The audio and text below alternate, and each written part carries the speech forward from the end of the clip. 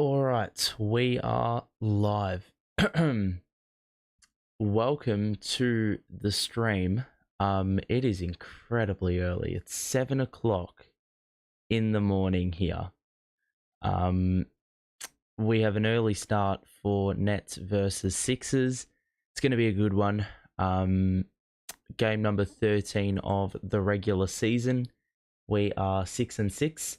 We most recently lost to the Miami Heat in probably our worst performance of the season. This one is, well, it's not going to get any easier. The Sixers are 9-3, the second best team in the East, and well, they've got a couple people that you've got to deal with. As you can see, the starting five remains the same for the Nets, and for the Sixers, they will be seeing an appearance from Nick Batum in the starting lineup, who returns. Most recently, they have had Robert Covington in the starting lineup, but they can send him to the bench and start Batum. So that is a little bit of a concern because he's a pretty good player, pretty good role player. Today's going to be Operation Stop Embiid with the side task of stopping Maxey because Maxey's been really good this season. So we're going to have our hands full. In the pre-game presser, JV did say that, well, I think they're going to throw multiple bodies at Embiid because, I mean, that guy is just a man mountain, and we don't have the personnel really to deal with him, but we're going to have to try deal with him anyway. So yeah, there's going to be a few minor hurdles that we're going to need to jump over. But I mean, this team has capably shown that they can do it. It's just a matter of consistency, and consistency is something that's going to be a real struggle over the course of time because obviously the personnel we possess isn't necessarily personnel known for consistency. I mean, we haven't really seen a lot of consistency from many players. It's been a number of different players chipping in at different times. For example, I reckon the only player that's been really consistent this season is Lonnie Walker. He's got 16 points off the bench, or averaging 16 points off the bench, and he's shooting it incredibly well. He's only really had one off game, which you're allowed to do as an athlete, you know? So, apart from maybe one game where he was in single figures, I mean, he went back to his best. Last game against Miami, he scored 23 points and led the way scoring-wise for the Nets. So that was pretty good to see, and we're going to need to see that again today and really get on top of that opposing bench the Sixers have got. So yeah, that's really the deal. We'll just get the injuries up. We're only running a rotation of 10 tonight because Dennis Smith Jr. is out, as you can see there. So that's a little bit of a concern, a little bit of a red flag. I mean, not for the fact that it's Dennis Smith that's out, because of the fact that we've only got a 10-man rotation. We haven't called up any of the two-way players this, well, for this game. We've got every single one on G League assignment, which is a bit confusing. So we're just going to have to do this the hard way. And it's, as I said, it's not going to be really that easy at all. So, yeah, we're going to have our work cut out for us. But you know what? I have faith in this team to get it done. We've just got to make sure that we close out these shooters, man, because I can just sense another role player having a huge game because they just seem to do that every single time we play them. There's always someone catching fire for them, so hopefully we've got someone that can, you know, or we've got an equal discipline in defending Embiid and being really physical down low, and then, you know, closing out the shooters. There's going to be a fair few open shots for them, but we've got to do our best job that we can. There's got to be a little bit of a, what is the word? A little bit of urgency, you know, closing out the shooters. That's going to be pretty imperative for us to get the job done today. So we'll see how we go. Obviously a couple days off, and then we've got a couple more days off before we play the Hawks at Atlanta. So that's going to be pretty fun times, hopefully. Hopefully we get the dub there. That's going to be one that we definitely need to win because the Hawks are well and truly around us in the table. The other interesting thing is the fact that, well, this is the first time we're playing the Sixers meaningfully since the playoff sweep. So there were a couple games where we rocked up. The first time we played the Sixers with this new era of team, we got it down to the final minute and then couldn't get the shots up to get the job done. I believe Mikal Bridges, that was the game where he blew a wide open layup that was uncontested. So I remember doing the stream for that game, and that was an absolute dampener because I thought we had the game there. We had the game there, and we blew it because we had the opportunity to, put the game to bed or at least get us in a position where we could get the win. Sometimes that's just the way the game's turned. So, yeah, we're probably about 5 or so minutes away from the start of the game. It's going to be interesting to see how awake I am today because, as I've said a couple of times, it is 7 o'clock in the morning. Yeah. And the last time we did this, which was last week, it was a little bit of a different fortune. You sound tired? I'm not tired. I'm just trying to be quiet because other people are sleeping. I have to keep it on the low just a little bit. I will be able to speak up as the game wears on, but for the moment, when it's 7 a.m. on a weekday, there are still people sleeping, funnily enough. So that's the deal. We're getting ready to start the game. I'm actually pretty alert for 7 o'clock in the morning. I thought I was going to be a lot more switched off. Why did the scoreboard not open? That's interesting. Oh no, we may not have access to the scoreboard. This can't be happening. There we go. Alright, we're good. We're good. Okay. Get that up. Get this up. This up. This up. Alright. So Net Sixers is probably about to kick off. You can see the scoreboard and you can see the the time and all that sort of good stuff. Alrighty. We are ready to go. I may not be ready to go. I think I am ready to go. For Nets versus Sixers, let me just see if my hat's symmetrical because that's going to piss me off. I'm pretty perfectionist about that sort of stuff. Okay. So we get ready to commence proceedings in the Barclays Center. Embiid's taking 3-point jump shots with the lights out. And not because of a technical fault either. All right. So the Sixers are smaller in the backcourt. Basically, we match up well with them in every position except the center position, where Joel Embiid basically demands 3 defenders to come at him. So this is going to be a true test of what we're capable of here. Here we go. We're about to get underway for the first quarter of this contest. In a game that if we win, sends us back to 500, and if we lose, we're back down under 500. So yeah, big game ahead. Why is it laggy? Well, not laggy, it's just shit stream quality. Nets wearing the Cause uniforms again. Come on, lads. Get it done.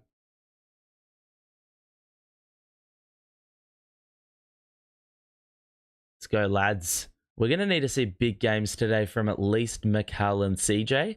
CJ is actually going to need to stay out of foul trouble, which could be difficult considering the other day he was on 5 fouls at the start of the third quarter. So he's going to need to stay out of foul trouble. He was very good in the minutes he was on the floor. I think it was a plus 18 in a game we lost by 7. So he was pretty imperative to our success.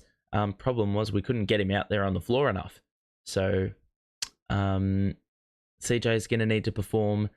Mikal's going to need to perform and get quite a few shots up. The wings are just going to have to perform in Finney Smith and O'Neal off the bench.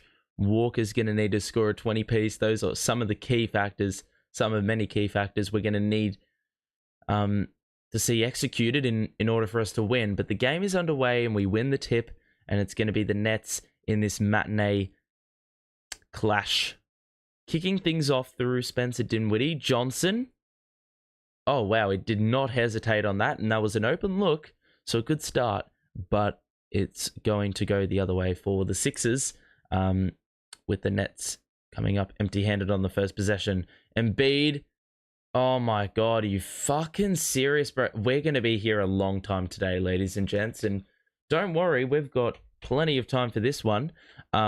Given it's nice and early, we'll be done by about 7:30 Eastern if the way this game's going to go, because Embiid's already scored and he's already been fouled by Claxton on the first possession of the game. So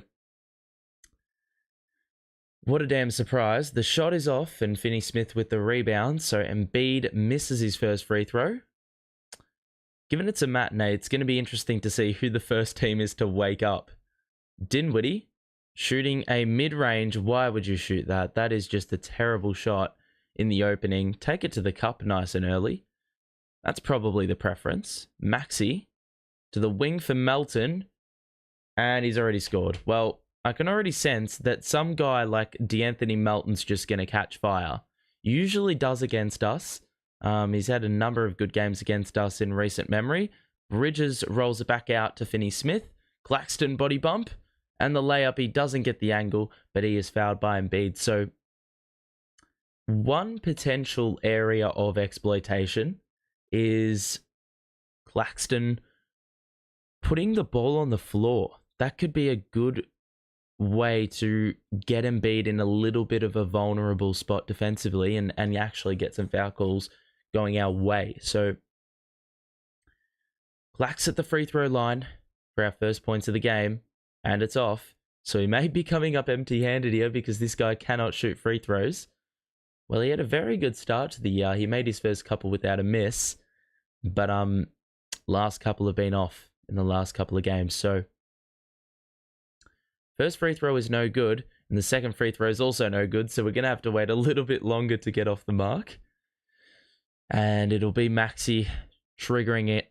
Oh, God, that's another 3, but luckily it's well short for Melton, and a rebound for Dinwiddie of the longer sort. He's going to drive it, and he's going to be fouled and not get the bounce, but he will get free throws. So a good start by the Nets in getting to the charity stripe and getting a few shots up, but we did a pretty good job of that the other day. Outdid the Heat for foul throws, but we actually converted less. So, I mean, getting Claxton and Sharp to the free throw line is probably going to, really help.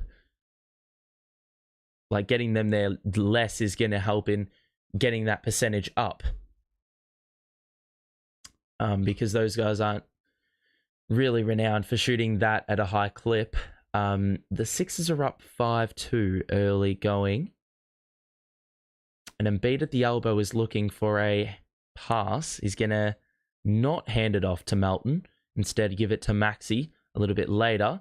Embiid will shoot a mid-range and be short on it, and a rebound for Claxton.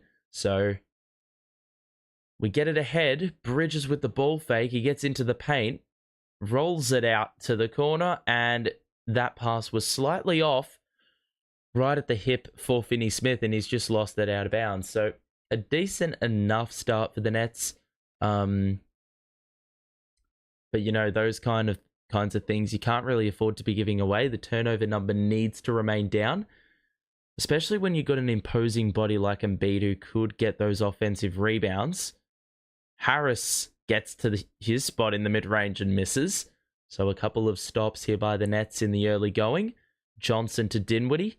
Johnson gets it back, and Melton was always trailing. It's going to be 2 points, and the first field goal of the game for the Nets comes 2.5 minutes in. So that's what Cam Johnson can do. Maxey, good little move. Basically rebounded off Spencer Dinwiddie and was able to get the push shot to go off the glass. And now Dinwiddie to Johnson, bounce pass to Claxton, and now Finney-Smith will not get it. Instead, it'll be CJ, who is long on the mid-range, and a rebound for the Sixers. So 3 minutes gone, first quarter. Maxey from way downtown, it's off, and a rebound for Claxton. And Dinwiddie will bring it up. So we're giving away the shots I think we'd live with at this point in time. Bridges is basically triple teamed, and then Finney-Smith on the catch and shoot. It is off, and a rebound from Embiid. Can't imagine when he's on the floor we're going to get too many offensive rebounds. So as we've mentioned, the turnovers need to be cut, and that is way too open for Maxey, but he's off again. So it seems like offense isn't really the way to go early on. It's more the defensive side of things that are working for both sides. Dinwiddie needs to stop shooting mid-ranges because he's missed another one. Offense really struggling early on. Embiid for 3. Knocks it down. And the Sixers the first to crack double figures. We've scored 4 points in 4 minutes, and that is not going to be sustainable against any opposition. 1 of 6 from the field to the Sixers 4 of 9. So very slow start. It's been good defensive plays, and that's another one. Bridges isn't able to bypass Batum, and Embiid picks up his dribble. It's an open 3 for Maxey, and it's good. We're going to need a timeout, and expectedly, there is the timeout. I don't know what we're doing, man. Chucking up a lot of bad shots. We're not really moving the Sixers defense. There haven't been too many that have been open, and it's really just forcing us into a pretty bad, shot selection. So that's what we're dealing with thus far in this game. I'll see what yous are saying in the chat. Okay. So pretty bad start, not gonna lie.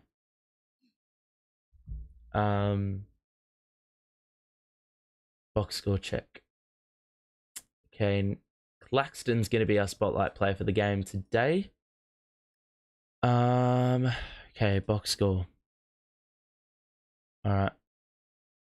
So in the early going, the Sixers have already hit 3 threes, and they've been chucking quite a few up.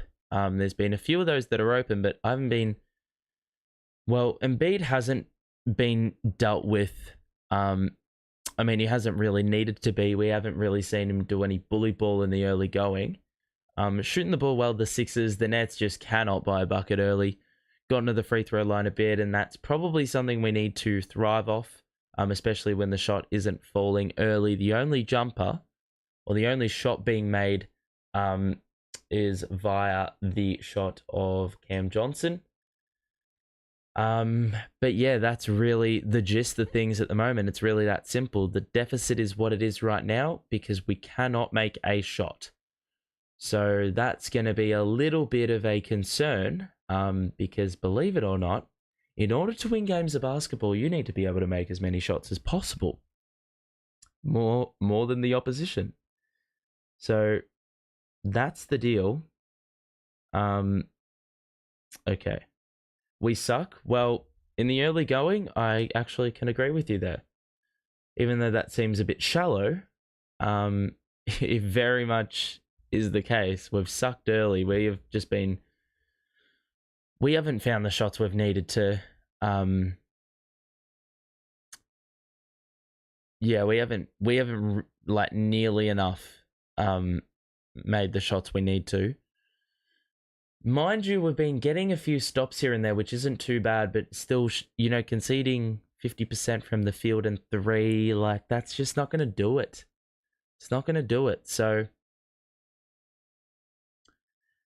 let's see what the Nets are going to do here, because they're bringing in Sharp. So that is a little bit of an interesting take. We've only got 10 fit players, with Dennis Smith Jr. out. So the backcourt's going to be tested. We're probably going to see some extra Lonnie Walker minutes and a bit more from Spencer Dinwiddie. So that's obviously going to mean Spencer needs to lift. Here he is now on cue. The man to the bench first is, I don't know, but that's a good look.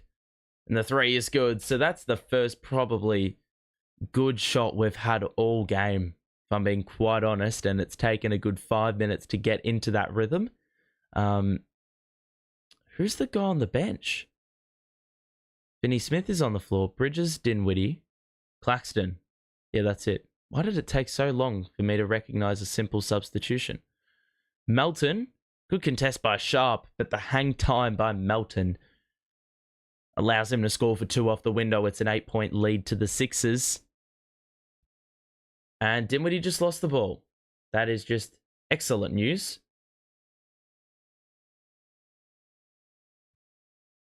Excuse me. Embiid, oh my God. As far as I'm concerned, that is just far, far, far too easy. You've just allowed Embiid bypass your Dayron, and I'm not a fan of it. Rebound is not required. It's a mid-range for Mikal Bridges. So the lead is 17-9 Sixers, and bro, that Dayron Embiid matchup, this is bold. He's picking him. He has to pick him up at half court. Oh my God.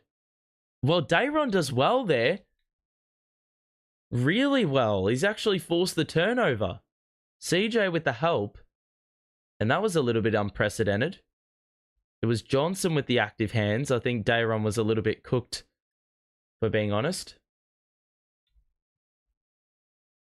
CJ to the bench, so some good defensive activity early. Lonnie Walker checks in bang on halfway into the first quarter. So he'll see the floor with Bridges and Dinwiddie.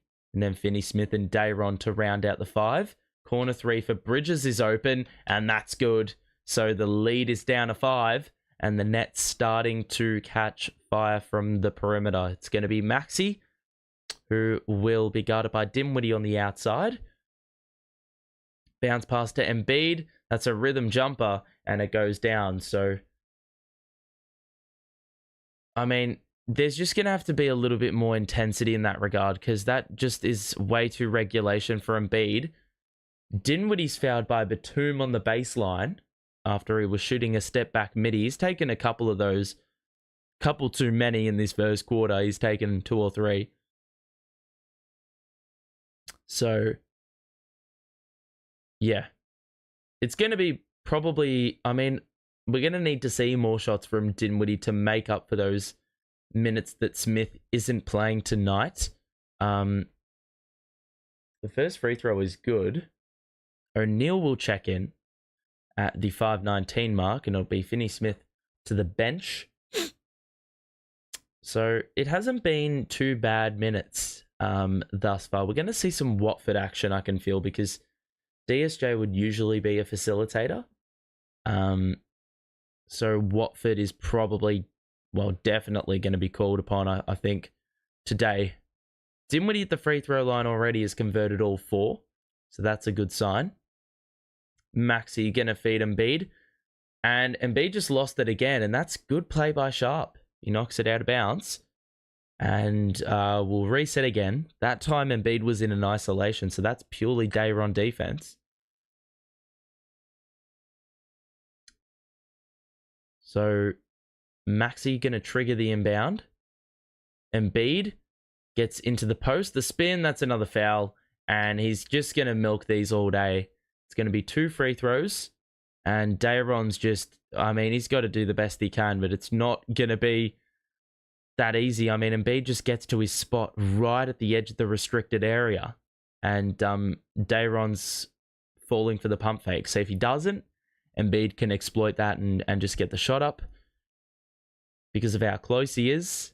And if he doesn't, well, if Dayron actually jumps and contests, then you've got issues for this exact reason. He'll just jump into you, and it's going to be pretty easy for Embiid to foul bait. So, or not foul bait, foul.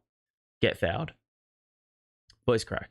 So, the Sixers already have 20, and make that 21 with 2 Embiid makes at the line. So 5 or so minutes to play in this first quarter, and it is a nice old 7-point lead for the Sixers.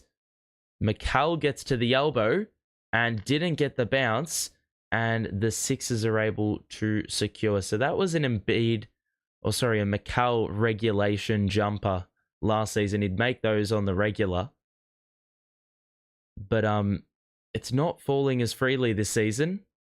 Oh, that's way too easy, but more active hands, and it's actually gone off the Sixers. I don't even know where the touch was. O'Neal's just trying to get it as quickly as possible so we can ensure that call isn't overturned. So the Nets doing well with their active hands in this game thus far, and Mikal with the backdoor cut, defined by Dinwiddie. That was quality work, that run along the baseline by Mikal. We're going to see 3 wholesale changes at the next dead ball. Harris is picked up by O'Neal. O'Neal again with the tipped loose ball. And now Harris will shoot a 3 off the dribble. That is well and truly a shot you want to force, and Dayron saves it. Bit uncertain as to whether that was off a net or a Sixer, and now Dinwiddie will get into the paint. Bounce pass to Mikal again, and couldn't get the bounce.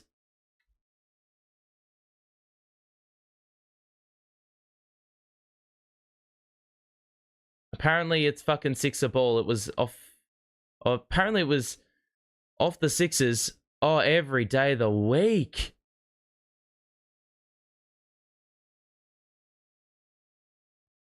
It's going to be Sixer ball. JV's on the court. He probably should just get off. Little bit eager to argue the point. But it's been some good defense by the Nets in this first quarter. We've made them take some difficult shots, and they've been pretty it's been pretty tough to get shots up.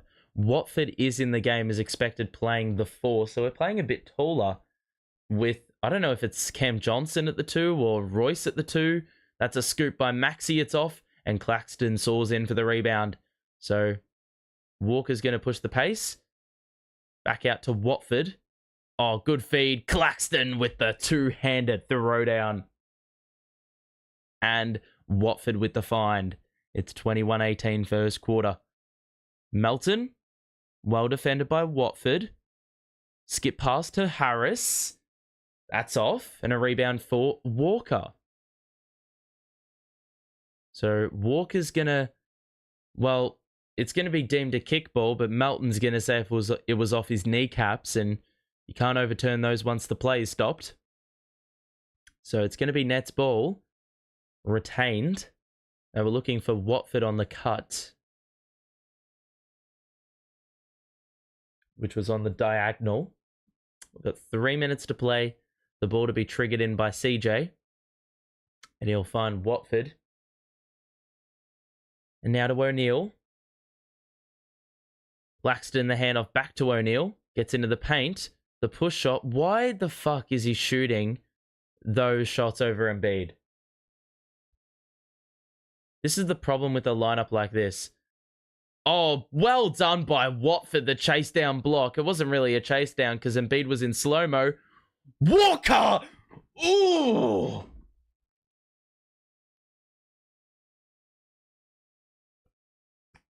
Oh my goodness, that's a poster and a half.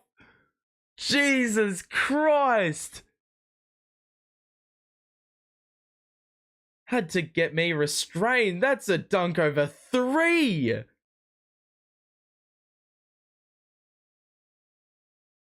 Oh my God, he turned on the motor, just went downhill. That is fucking nasty. That is disgusting. And we've got a timeout by the Sixers. Ugh. Ugh. Look at the box score, ladies and gents. I mean, Embiid's got 11 and Melton's got 8. That is it for them. They've got nothing outside of that. Now they're shooting 8 of 19. They started 5 of 10, so they've fallen off a little bit and haven't made any threes. We've kept them off the line, which is a very good sign. Some good active hands under the basket.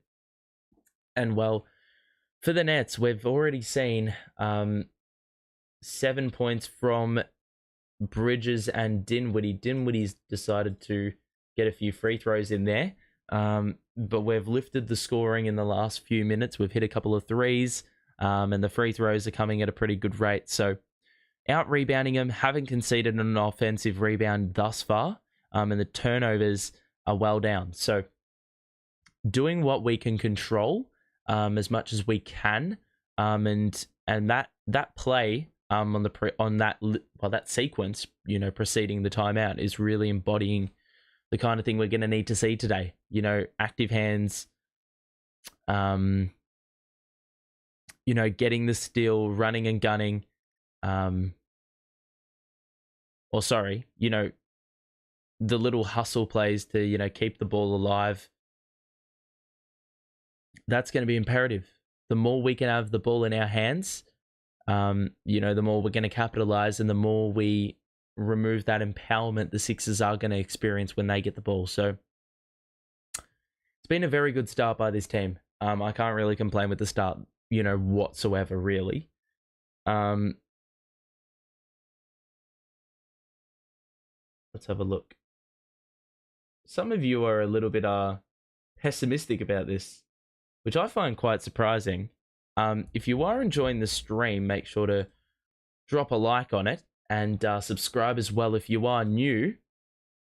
We will be back in a few days' time for Nets Hawks, so if you want to stay tuned when I go live, make sure to subscribe to the channel, and if you want to flick the notification bell, that can also inform you as to when I am live.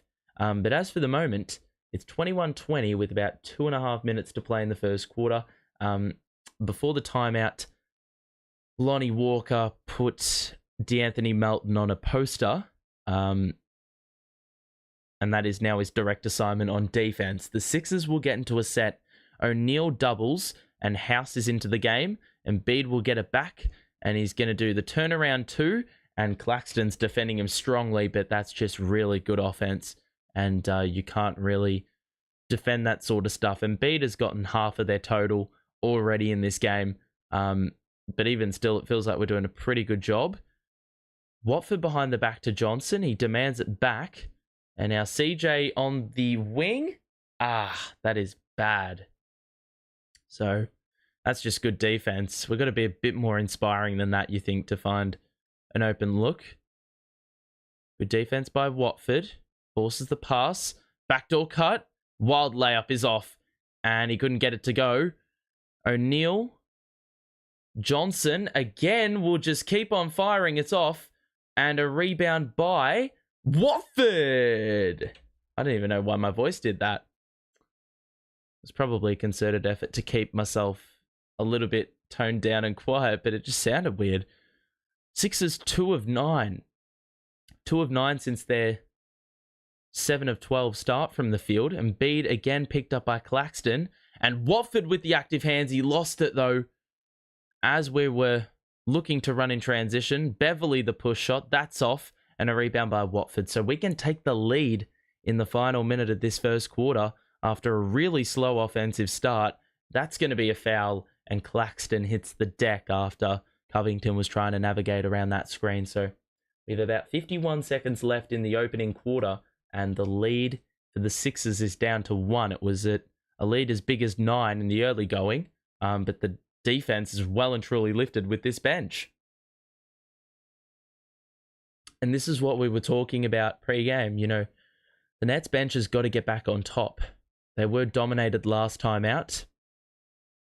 It was negative bench minutes for probably one of the first times this year. Walker to O'Neal, back to Walker. 3-pointer is an air ball. Oh my goodness, we got the rebound.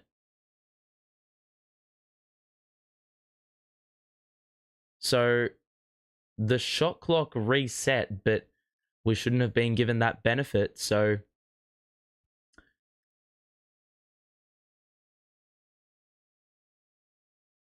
I don't really know what the hell they're doing.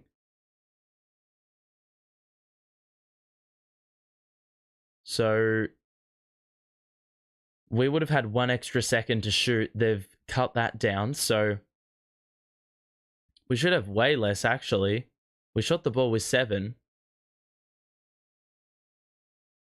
And for some reason, it's at 12? What? So we're still being given like 4 extra seconds. What was the play stopped for then?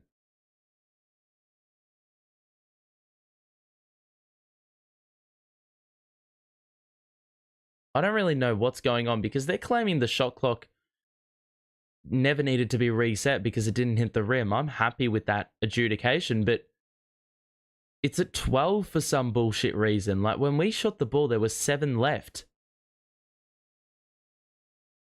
That definitely did not hit the rim. Definitely not. So why is it at 12 seconds though? We shot the ball with about 7 left. Okay, never mind. It's been reset now to 4 seconds. So we're not going to have much time to deal with this. I assume we're looking for CJ, but we get it into Clax. It's going to need to be shot from way downtown. There it is. Ah, it's off. And a rebound for Covington. It wasn't a bad look, but it was just way behind the line, which is probably not ideal. CJ's been very much off in most of his shots today. I don't even think he's made one. Embiid at the elbow is going to put the ball on the floor and then just lose it. Get the shot up, miss, Walker with the rebound, and we got 7 to shoot. He's going to have to bring it up the length of the way. Behind the back. Cross. 3. Oh, God, that's an air ball. Johnson! Please. No, apparently not. Let's have a look. I reckon he got this up in time. No, he didn't. He had the ball in the hands. That was a good read by CJ, and it was an excellently crafted finish, but unfortunately it's not going to count. The shot was that bad that it allowed a read such as that. I mean, any other point in the game, of course, it couldn't happen.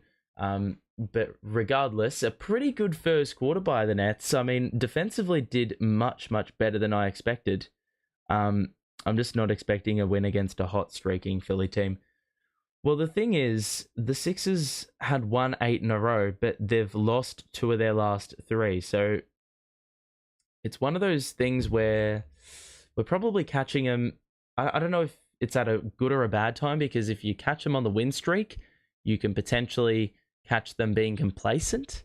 But if you catch them on a losing streak, even though you're catching them at a point of, well, not as strong form, equally, it's a time where they are looking to bounce back more so. Obviously, because they haven't come off a win, they're coming off a loss. We look at the box score after quarter 1, and it would indicate a pretty good effort by the Nets defensively. As you can see for the Nets, we've seen 7 from Spencer and Mikal. Shooting-wise, it's not great. The good thing is the rebounding. We're up 5 in that department. We usually get cooked by Philly.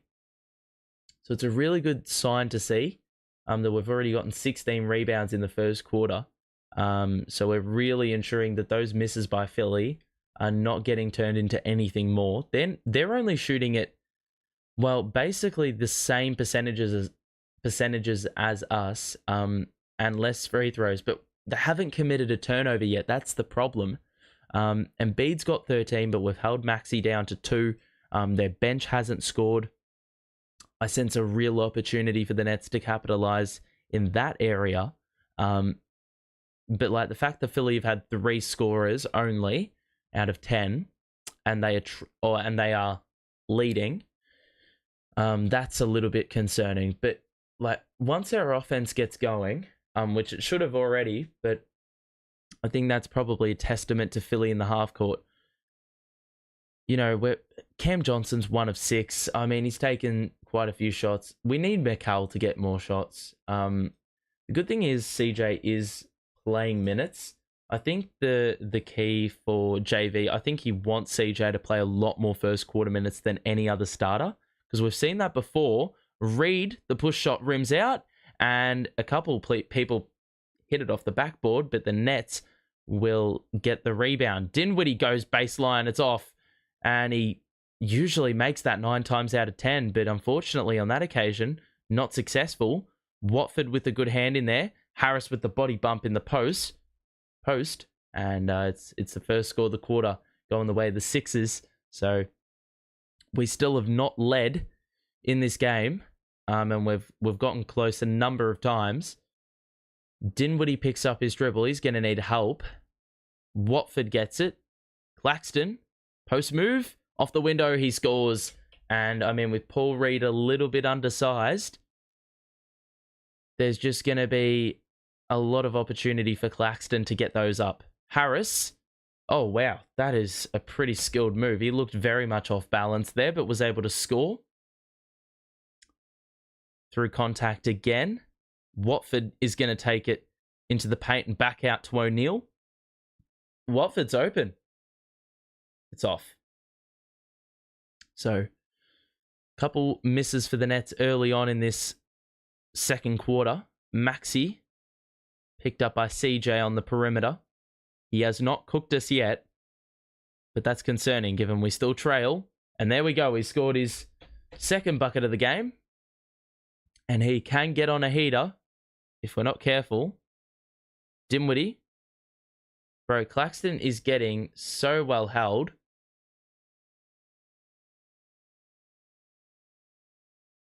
Bro, Claxton has this knack of getting agitated, but then just walking away. So he instigates and then just walks off. That's a pretty smart foul by the Sixers because, I mean, Springer on Claxton. You know who's going to be winning that battle. And with Claxton's expanded game offensively, he's going to capitalize a little bit more than he has in past seasons. So Bridges is back in. Bro, he's getting held again. That's another foul. That had to be a foul even before the ball was triggered in. 2 fouls in the first 2 minutes. And we're going to go again. So Claxton causing a few issues. That could have been another foul, honestly. Bridges, O'Neal, it's waved off, but we have another foul on the floor. It's all in the same sequence. In this one trip, 3 personals.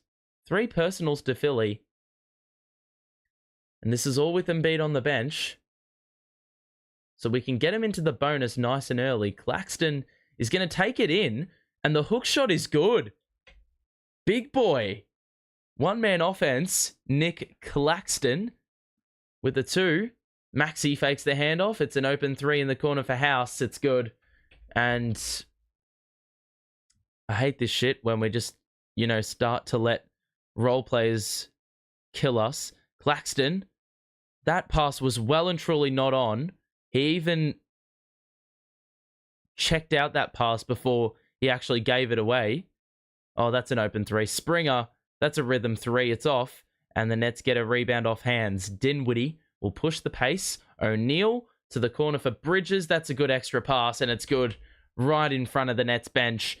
And it is a 4-point game. So good offensive possession there, getting into the set early. And the defense wasn't quickly enough set. Reed for 3. That's an interesting shot attempt. It's off, unsurprisingly, in a rebound for the Nets. That Reed 3-point jumper looked so awkward. Dinwiddie gets by. That's got to be a foul. That's number 4 in the first quarter or the second quarter. What is he doing? JV, man, what is he doing? This is a typical JV coaching masterclass right here. So every single one of the fouls that they have committed in this quarter has been because Claxton has existed. And what has he done? He's sat Claxton at the 8:45 mark when they're on 4 personals. We're going to be in the bonus with another foul. Why couldn't you leave him in for another 2 minutes? You literally oh my God. You're like one alley-oop away, potentially, from giving away another foul. Dinwiddie, catch and shoot 3. It's an air ball. And the Sixers are, well, you saw one player dart to the other end, trying to catch a Nets defense off guard. They played in the half court. They missed the shot. Blocked by Dayron. Rebound Nets. We're off and running again. Walker. Oh, that's a good 3. Excellent 3. The Sixers went underneath, and it is Walker capitalizing on that space being permitted. So 33-32. Maxey will pass to Harris. Dinwiddie's got to be engaged here. Harris gets inside. Dayron again, the help defense. Gets the block. More Nets offense on the break. And that one is swatted out of bounds by Reed after Mikal was looking for Walker. Wide open in the corner. Dayron 2 blocks in 2 consecutive possessions. And you know what? On second thought, in retrospect, it makes sense that your boy Claxton got sent to the bench because obviously we need to align those minutes that Claxton would play with Embiid in the game. We can't have Dayron running out there or a tied Claxton out there as well on Embiid because he's going to get absolutely spit roasted. Bridges into the paint, gets it to go, and the Nets have their first lead of the game at the 7:35 mark of the second quarter. We trailed by 10 in the first, but it's been a good spirited fight back. It's been good defense. Yeah, that's really been it. Maxey, the push shot, that's off. Rebound by Sharp. The Nets can go again and push the pace. Dinwiddie, what are you doing, Mikal? He thought it was meant for Bridges thought it was meant for himself. And in the process, he's just knocked it out of bounds because he never got full possession of it. It would be fine if he just got possession, but it's like he was half committed to it. That's our 4th turnover. We haven't forced a turnover yet in this game, which is a little bit problematic. Embiid checks back in with us up 1. Harris, good defense by Finney-Smith. And then Mikal there again to knock it out of play with the help. So this defense has been really good in the second, especially, and at the back end of the first as well. It's really helped us offensively. Dinwiddie's been a good player in terms of pushing the pace. Dayron's got to pick up Embiid in the low post, and he's knocked it out of play again.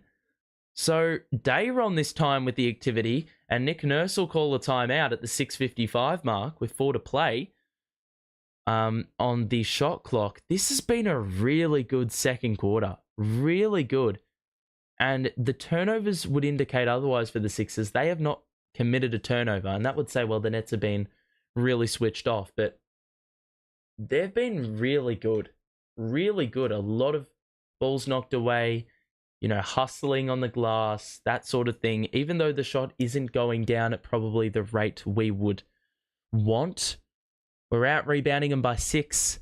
And the Sixers, only 3 free throws. Embiid is renowned for getting to the free throw line at a very absurd rate. In this one, he just can't get there because we've been very disciplined in the defensive department. And that's what we said pre-game, the importance of doing that. As you can see, the bench have provided some very high-quality minutes. Lonnie Walker's a plus 12 in 7. Dayron's a plus 9 in 5. Nearly every one of the bigs off the bench have a block to their name. So it's a really positive sign there. Bridges has converted both of his 3-point attempts, which is also a plus. We just need Cam Johnson to wake up because he's 1 of 6. He's been a part of Nets offensive lineups that, I mean, probably don't have the offensive firepower required to get him those open looks and drag the attention away from him. But that being said, there's been a couple he's needed to knock down and hasn't. The Sixers have had 5 extra shots, but they've made the same amount as us. They've also hit 1 extra 3, but as we said, the free throw number is well down. They've only had Embiid get to the free throw line, so it's been a very good defensive effort, even though the turnovers haven't been created at nearly enough of a rate. They haven't really gotten any bench points. Granted, we haven't really gotten any bench points either. It's a very even matchup. Very, very even matchup, this one. I'm really excited to see what the rest of the game has in store for us because, I mean, it's a very, very good... Well, good reason for optimism, especially going into the second half, especially if we can keep this up. This is the kind of, effort we're going to need to see. So,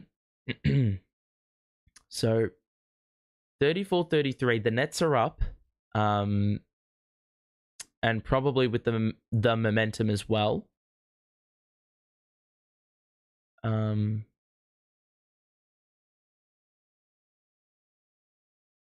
Okay.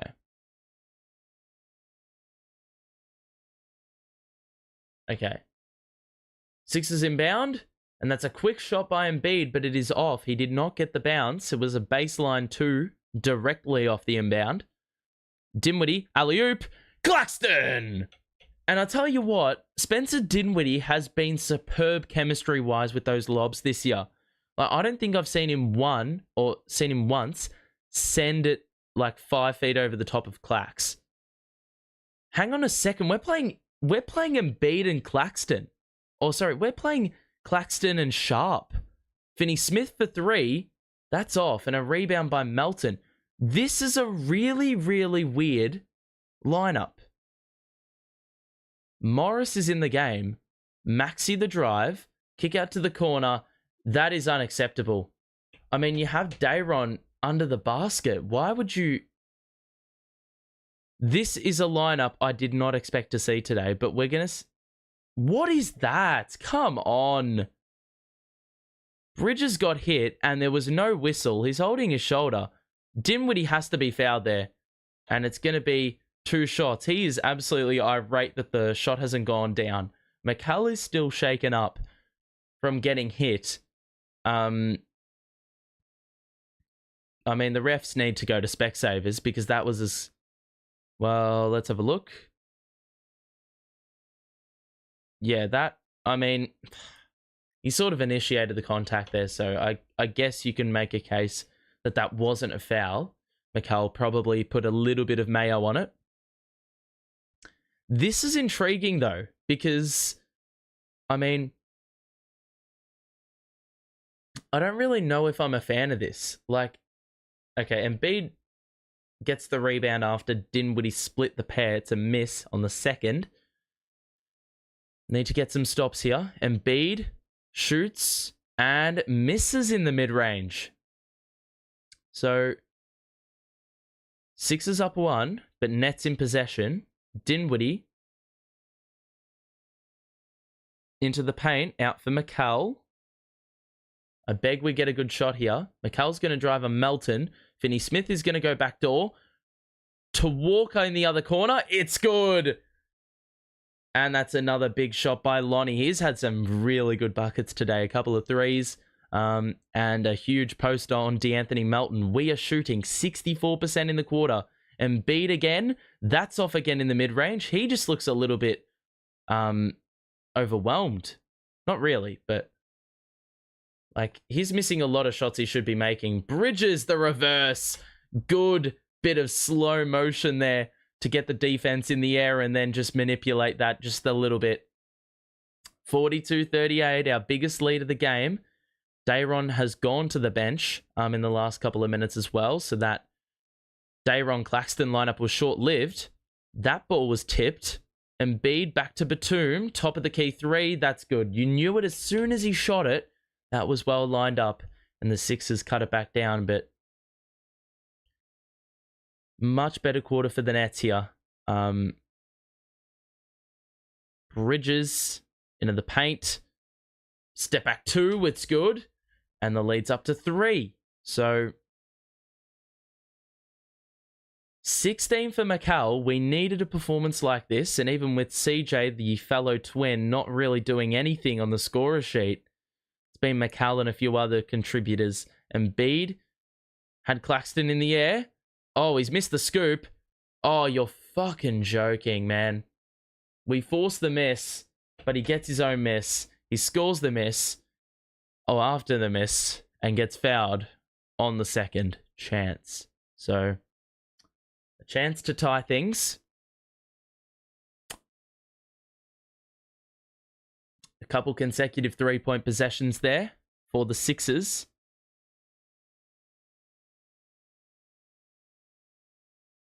There's not really much you can do about that one. Embiid had position after he missed it. Mikal was well under the basket. Couldn't really extend far enough to get the rebound, and Claxton was trailing. So Embiid just needed to box out adequately, and he was able to get the flip. Embiid scores the free throw, and it is well tied up. Dayron's back in. Why would you close the half with Claxton on the bench? I just don't get it. Dayron on the screen. Bridges. Oh, he's got an open 2 there. It rims out, and it's fumbled out of bounds. Maxey, I thought, stood on the sideline, as did many other Nets on the bench. But Maxey, falling out of play, knocked it off Dayron, who was trying to avoid that. So that was a pretty smart heads-up play by Maxey. And it's going to mean the Sixers can retake the lead after having a little 4-point deficit to come back from about a minute or 2 ago. Maxey will step back. No, he won't. He'll drive it. Pass out to Melton on the catch. That's open. Couple open threes in the last couple of minutes. I mean, they're up on a 9-2 run. Since we had that 4-point lead, I just don't know why he sent Dayron to the bench. It doesn't make any sense to me. Walker, the push shot is off. And I think he knew he missed it because he tried to chase up that rebound, but the Sixers can extend the lead. And for the love of God, let's not give him this huge lead for the second game in a row at the end of the second quarter. Because it happened before. Maxey, oh my God, that is a joke of a foul that they've called there. And we're going to get a timeout because let's just have a look. Let's have a look. That is never a foul. Where have they called that? I mean, that I'm not even putting down to Lonnie being shit defensively. That is just a joke of a whistle. No one ever calls that. Ever. Number of people in the chat. Italo from Brazil, welcome, mate. I know this stream is for your other love, but the deduction, your thoughts? Let's not talk about it. No, I'm not actually too fussed about it. Like, if there's one season that we probably need to get the deduction, it's probably this one, where there's 3 shit teams at the bottom of the Premier League table. But overall, I mean, I'm not too fussed. I'm not too fussed about. I think it's pretty harsh, though. I mean, it's corruption. Let's be real.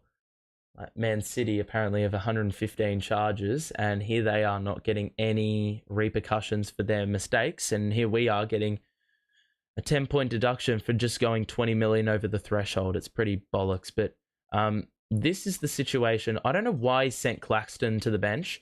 Granted, Dayron has held his own, but doesn't really make sense to me. The Sixers are shooting very well from 3. Inside the arc has actually been the issue. They've started to get a few offensive rebounds. We're still winning the rebound, or in the rebound department. The Sixers have just started to make a few more shots, though, which is a little bit concerning. We've made 2 less field goals, 3 less threes, and the free throw number is, well, in our favor, and the rebounds are in our favor. It's just the turnovers haven't forced those enough. Mikal's playing a really, really good game. Like a really, really good game. Claxton's had a great game as well. He's already got 8 points and 8 rebounds. Like turnover wise, we've been good. Like we've looked after it at a rate in which we have to. 4 turnovers is on pace for 8 in a game. That's a pretty good amount. The problem is if you can't, really force them, you're putting yourself at a bit of a disadvantage. So yeah, if you are enjoying, make sure to drop a like on it. By the way, it is 8 a.m. here. So I've shown a fair bit of dedication hopping on. So if you appreciate that dedication, well then make sure to show your support as much as you can. And also make sure to subscribe as well. We'll be back in a few days for Nets versus Hawks. We have Maxey at the free throw line after he scored a 2, and he's got an 1 opportunity, and that is good. I just don't get it. He's got Claxton on the bench to close the half. The 5 on the floor is Dayron, Finney-Smith, Johnson, Walker, and Dinwiddie. This is ridiculous. If we can't score, Dinwiddie's just passed up an open 3 to pass it to the corner, which was covered. We need a shot up. 4 to shoot. Dinwiddie hasn't even driven it. He's going to shoot a 3. It's off. Oh my God. We had 2 players fight for the rebound and probably got in each other's way. Oh, that is reckless by Finney-Smith. It's going to be free throws on Embiid. I don't understand why you don't have your best team in to close the half. You've got a 15-minute break at the end of the quarter. I don't get it.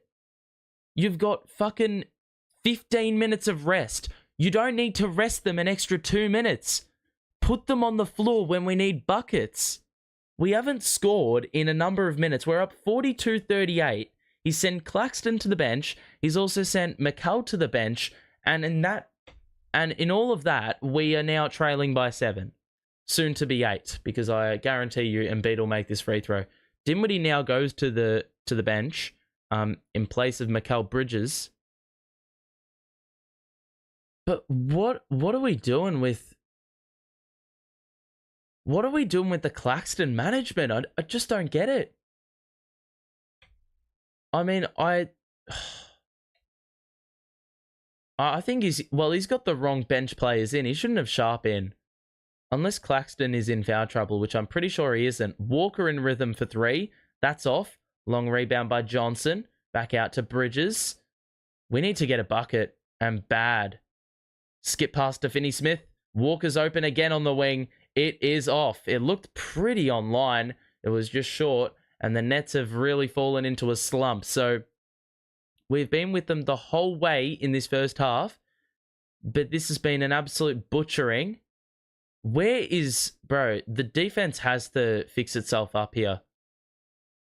Like, Dayron's picking up Maxey on the perimeter and Finney-Smith is guarding Embiid, and that mid-range is knocked down. So they've gone on a 16-2 run in the last, I reckon, 3.5 minutes, and we, had our score off the floor in some of that time, and we've got our center off the floor in some of that time as well. Like, that just doesn't make sense. Finney-Smith misses the layup. Oh my God, and there's a layup for Melton or a dunk, whichever one you want. It's just a joke. He's done this again. The same thing as last game.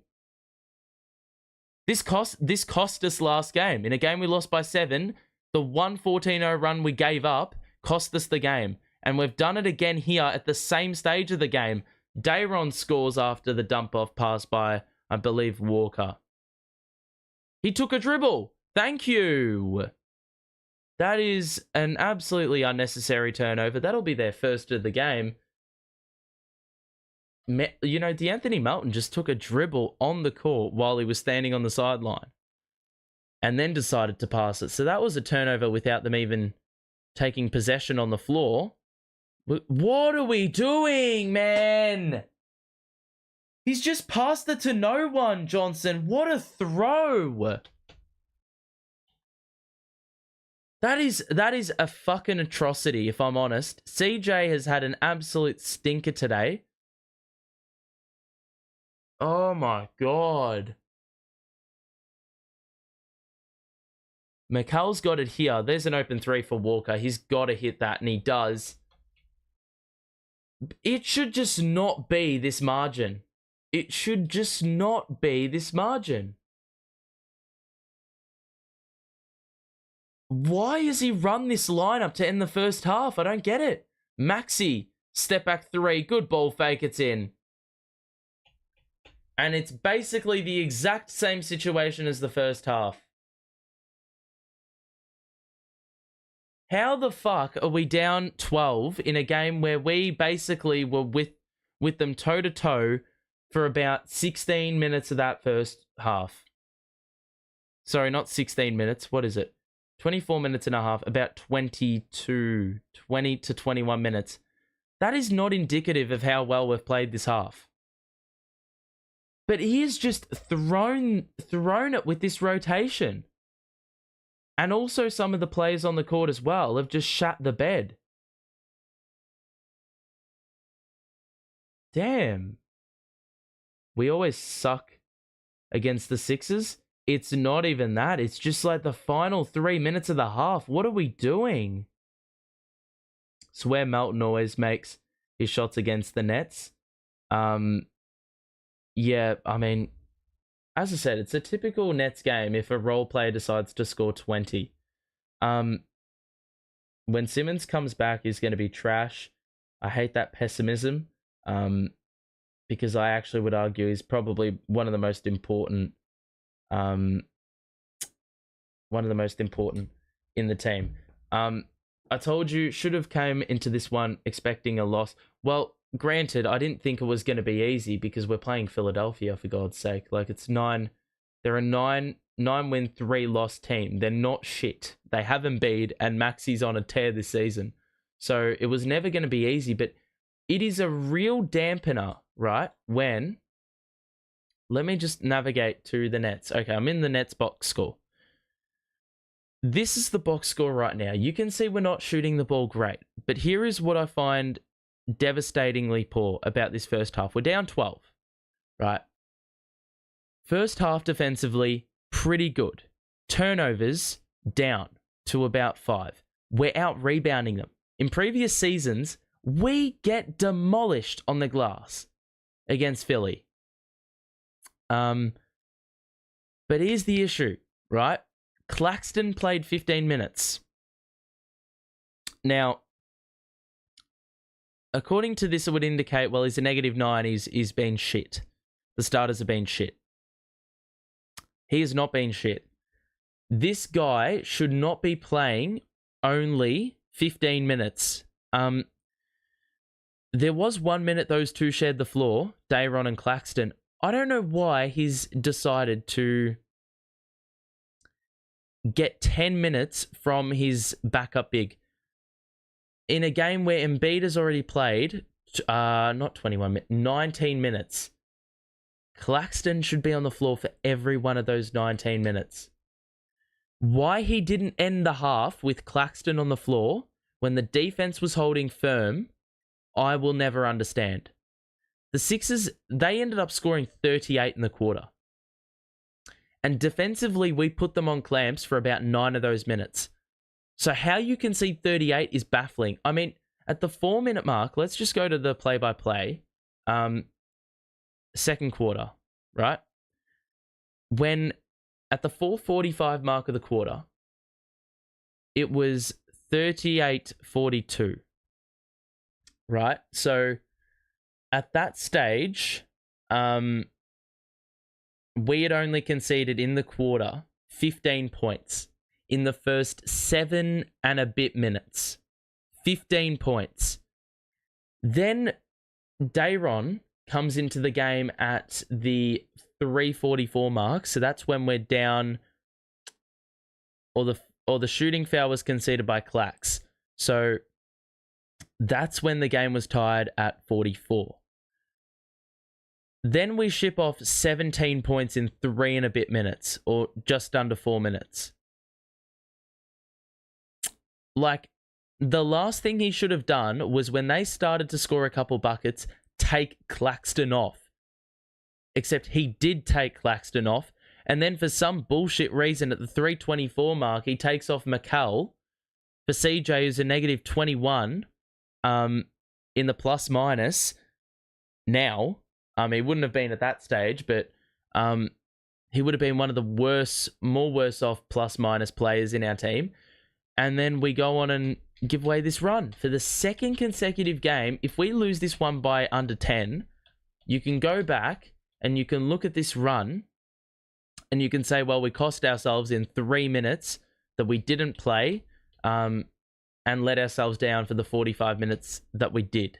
You know, those things are just real dampeners on the first half performance because we had a good first half. Embiid had 17 shots. He scored 22. But he took 17 shots to get there. So it wasn't easy for his standards. Maxey only had 11, and I reckon he had about 8 of those in the final 3 minutes. Melton is on fire.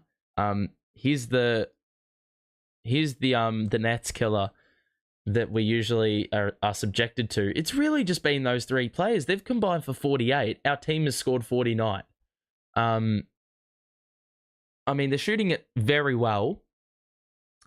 But it wasn't at 47% shooting for much of the game. It's just been the last 3 minutes that have really inflated those stats. And the free throw number, we've kept that down. Embiid's only been to the line for 6 free throws.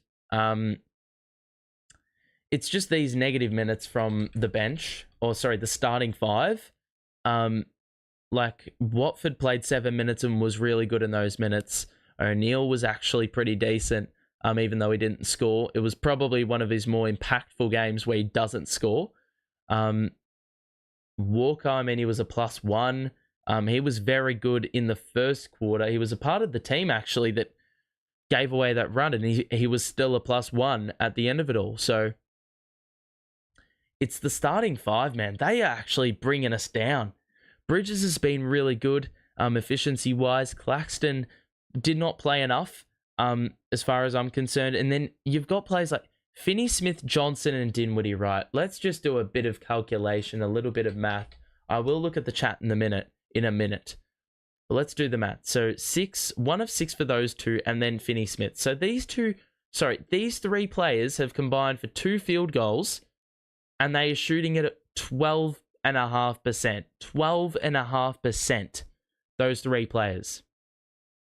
So 2 of 16. If you get rid of those 3 players, the rest of the team is shooting at 61%. In a game where you're down 12, that is the difference right there.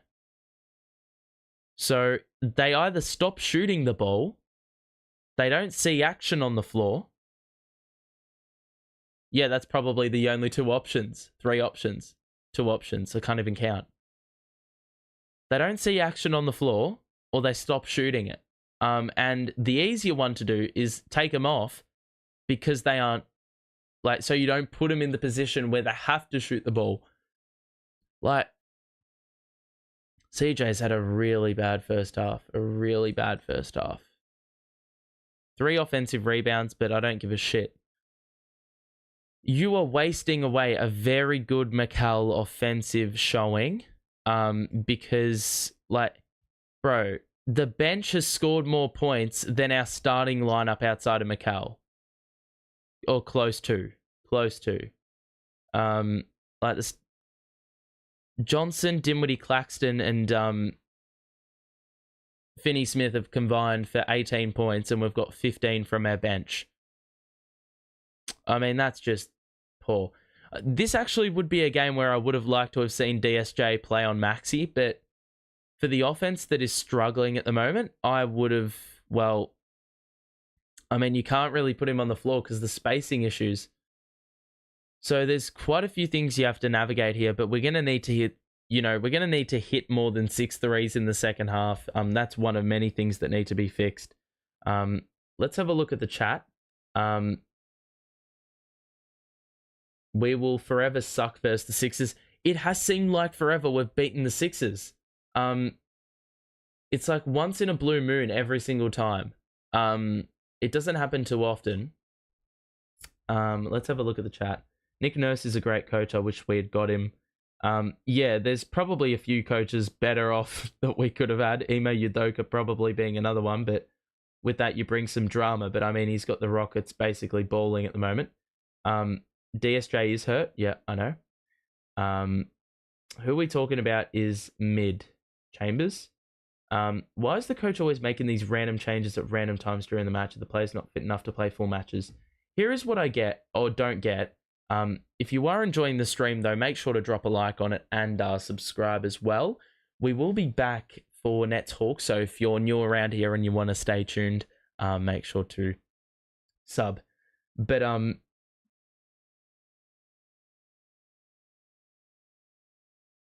it is so baffling, right? When for some bullshit reason, right, you have like in this time right now, what's happening?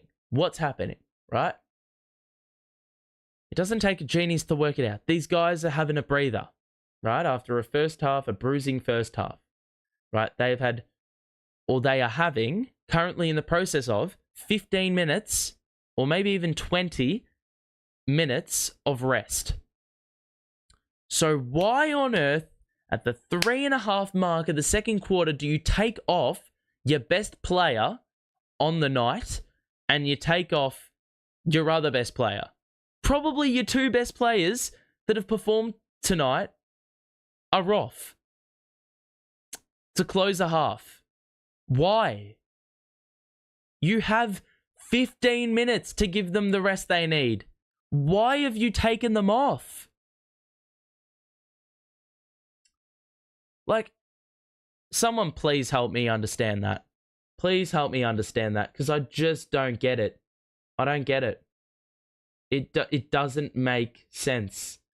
And I'll never be persuaded otherwise, because it doesn't make sense. It doesn't. Why would you bench?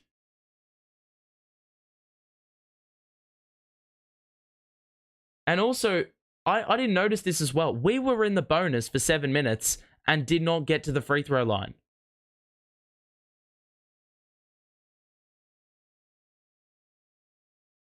To be fair, to be fair, it has been, it's not an overreaction because quite frankly, it is 100% warranted, the frustration, the fact that we didn't close out the half the way we should have. We should have been toe-to-toe with them going into the second half and possibly carrying some momentum across.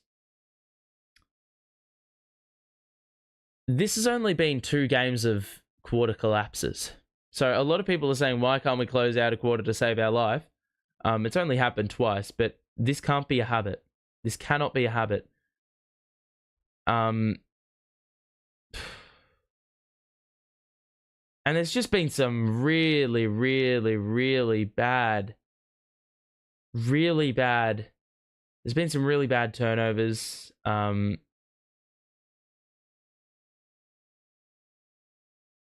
Yeah.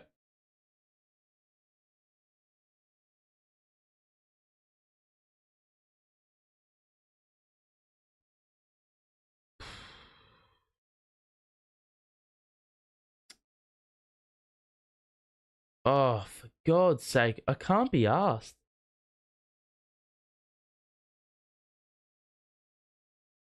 It's just so frustrating. They did not. Okay, so I've got a nice little stat for you. So Nets lead 44-41 with 4 minutes remaining in the first half. From that point on, the Sixers go on a 20-5 run. The Nets shot 2 of 9 in that time. The Sixers shot 7 of 7. Do I need to say any more? Nope. Do want to see some more Watford minutes, because I don't think 7 minutes 7 minutes isn't enough. 7 minutes isn't enough.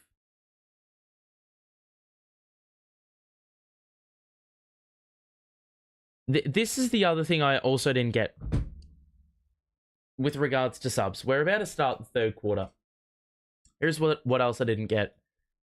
At like the 8 or 9 minute mark of the second quarter, Claxton had gotten the Nets within one foul of getting into the bonus. The Sixers had committed 4 fouls on Claxton. Like, they had been hacking him or pushing him or whatever 4 times in about 3 minutes. He takes him off. Why? I don't get it. It just doesn't line up. So, okay. Second half about to get underway. If you are enjoying, make sure to drop a like. Let us know. Let us know what's what you're feeling. Teams always seem to go on a run immediately after JV has made changes. Well, it goes one of two ways. We actually go on a run ourselves, or we fuck it up with the rotation and just kill our momentum off. And as you would have seen in the back end of that, that first half, that was the definition of what we did, the latter. Johnson tips it away from Batum. However, Batum still got it.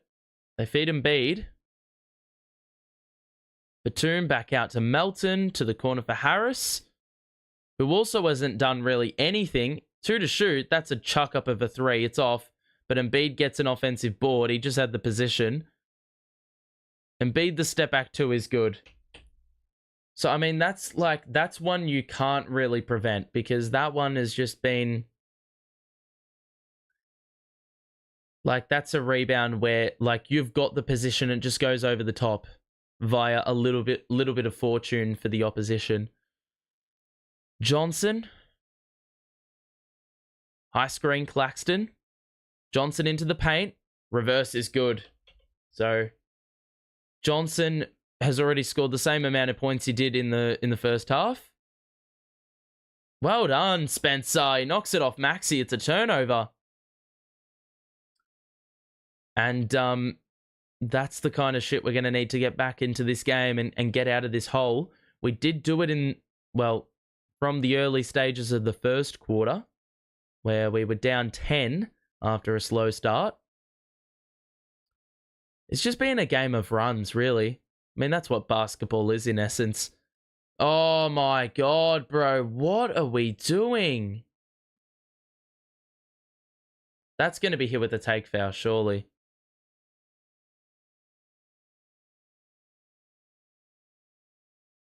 Melton just stacked it in transition. Mikal's got to be better than that, and Johnson's also got to come at the ball. Like, he's got to close the space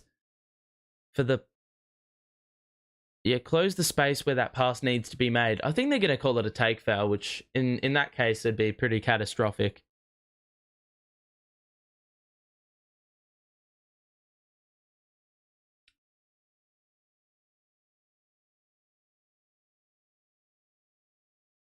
This is going to be a pretty tight call, I think, with regards to it being a clear path. I thought it would be a take foul, if anything, not a clear path.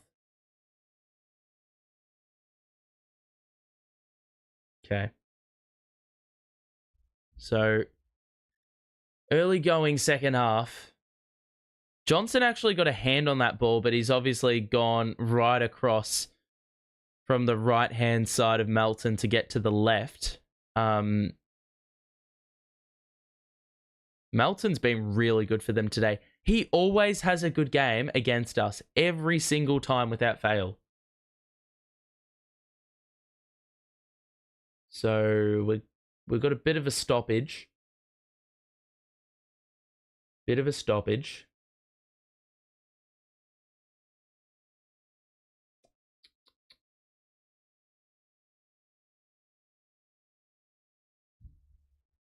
have a look.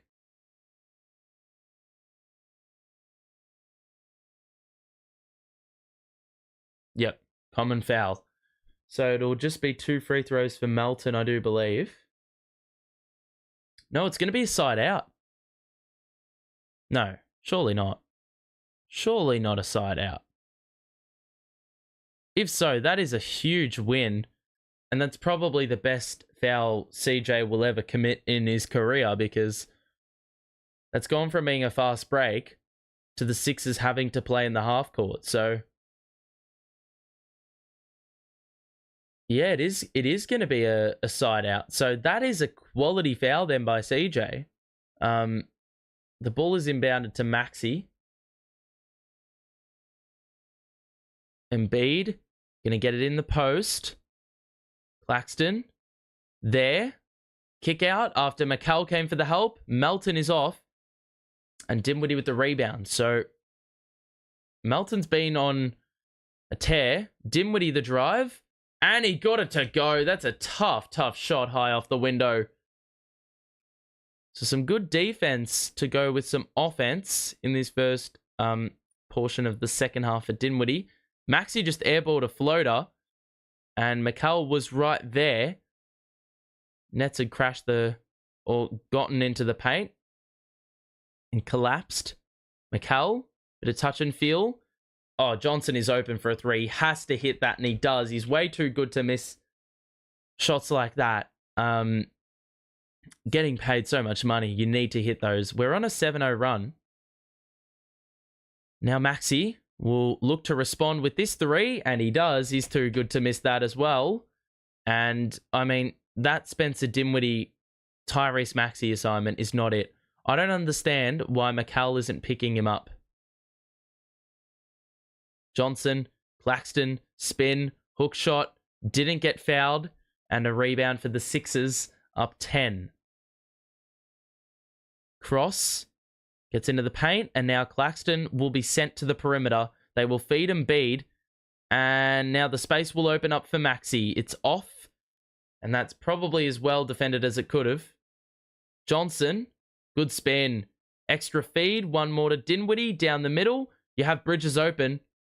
Instead goes to Finney-Smith, and back to Dinwiddie for three, and it's off. And a rebound for the Sixers. I don't know how we haven't gotten the rebound there. We had the position. Embiid, Melton, it's good. Bro, I don't understand why players decide to shoot so well against us. It's fucked. Every time.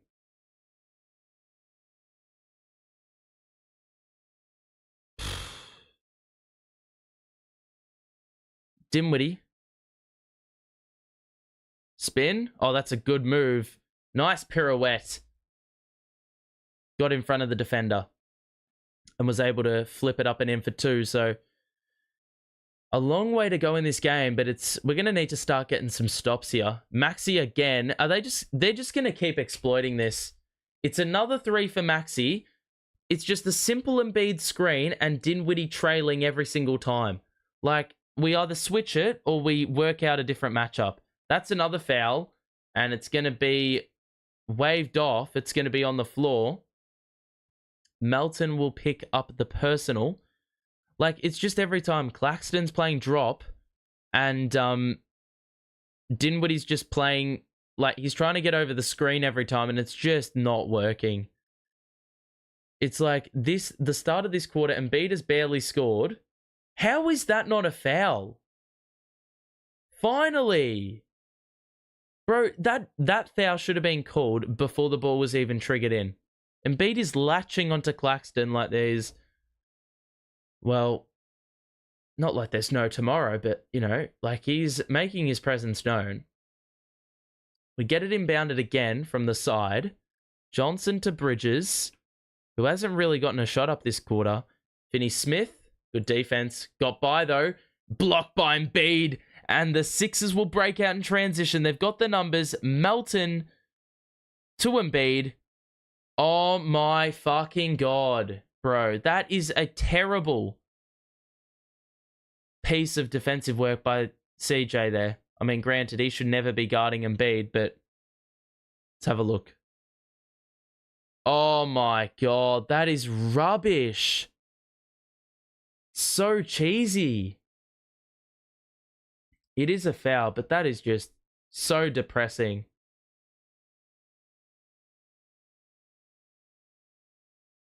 That's one of those ones where you probably just shouldn't have your arm there. So it's a 15-point lead. And Dayron enters the game. I'm really confused by this rotation. I mean, like to send Claxton off 4 minutes into the second half, or just into a half. Like he did this in the first half as well. We're going to need to see another big run. And I don't know where it's going to come from because obviously we didn't really capitalize on those minutes fully with Embiid off the floor. Bridges, Johnson, Finney-Smith, no spacing because Mikal and Doe were in the same corner. Johnson can't get the layup. And a rebound for the Sixers, so we cannot score now. Oh my God, it's the same play every possession. Bro, it's the same fucking thing every single time. It is literally as simple as one screen being set and an open three every single time. And Maxey is knocking it down every single time. He had 11 points at halftime. And I will just quantify for you the circumstances. Their shooting splits haven't really gone up from the field, but from three, look at that. It's just like, it's ballooning. Like, they were 9 of, I think, 17 at halftime. And they've scored 4 threes already. Maxey's hit 3 3-pointers the exact same way. You can see their starting 5. Their plus minus is through the roof. In a game where they're up 19, basically all of them have been on the floor for where they've gotten this lead. And that is how a team should be managed. I mean, granted, our roster construction is different. We've got better players off the bench, but you've got Embiid playing 24 and you've got Maxey playing 26. Those are your 2 best players. Their bench has seen barely any time, and you're getting good results. From a Nets perspective, we've seen more minutes from our bench, and that's understandable. I don't mind the minute allocation, but we don't even have, like, our best minutes have come from, or our highest amount of minutes have come from Dinwiddie. How is Claxton playing the least minutes of any starter? That starting lineup has been horrifying.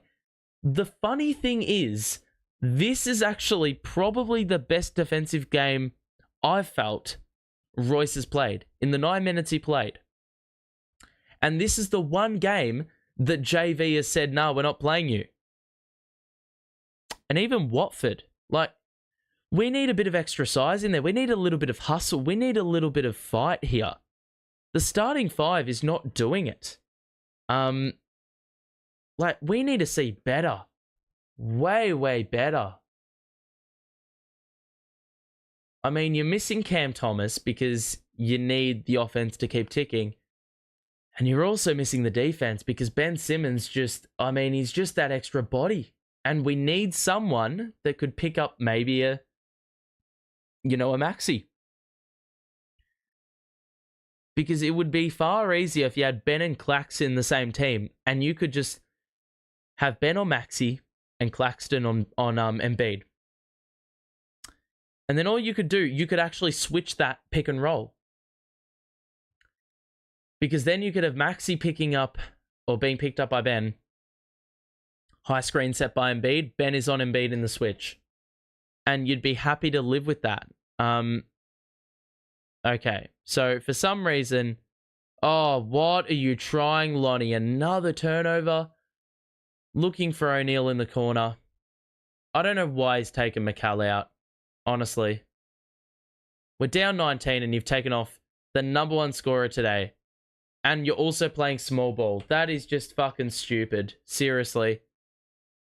Once again, these lineups without Mikal and Claxton on the floor don't make any sense to me. Walker's open for 3 and he hits it. I mean, the Sixers are playing a bit of zone, so there's going to be open looks, but it's also potentially going to result in turnovers. We've just got to learn to navigate. He's playing O'Neal at the 5. What is he doing? Maxey was definitely fouled there, but there was no whistle. There was a man who had gotten ahead of the Sixers defense. I think it was Finney Smith, but the pass was not given there. O'Neal to the corner for Johnson, who's going to try to take on Batum. He goes baseline, and that is a foul. Oh, Embiid is injured. Ouch. Ouch, ouch, ouch, ouch. His knee got caught there, and that looked very, very unnatural. Very unnatural. He's going to get up. I don't know if he's... He looks okay. He's limping on it, though. Okay, he's fine. I mean, for our hopes of winning this game, that would have really helped. But, let's just have a look. So, there was the foul there. Bit of a wraparound. And I think it was Batum. No, it was Johnson that landed on Embiid.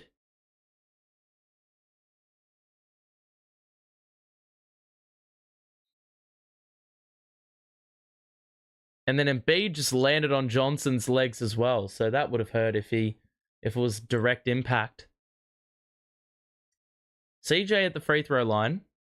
After a very bad first half offensively, at least he's picked up the scoring a little bit. But when you're down 17, there's not really anyone who's performing well.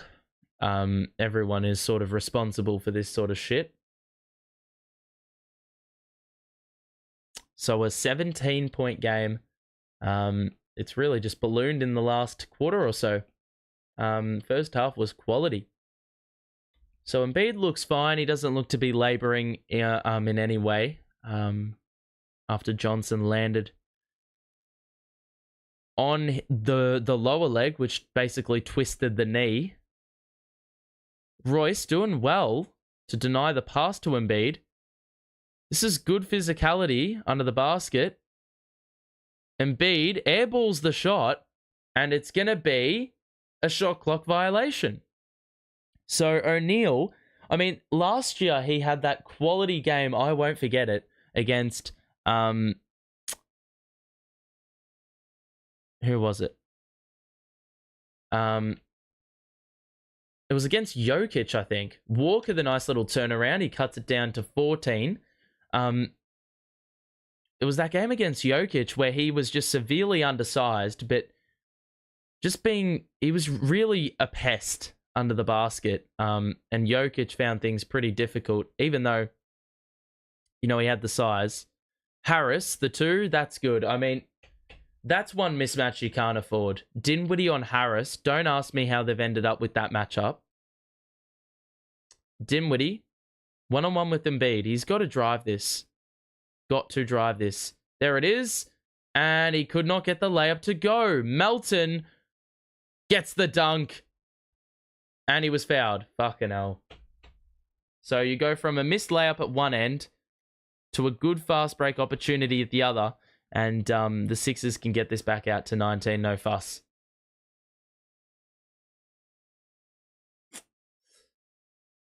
So... And where's the foul? There it is. On the left hand. That wasn't even the hand that he fucking shot the ball with. So that was just in the end an absolute waste of a foul.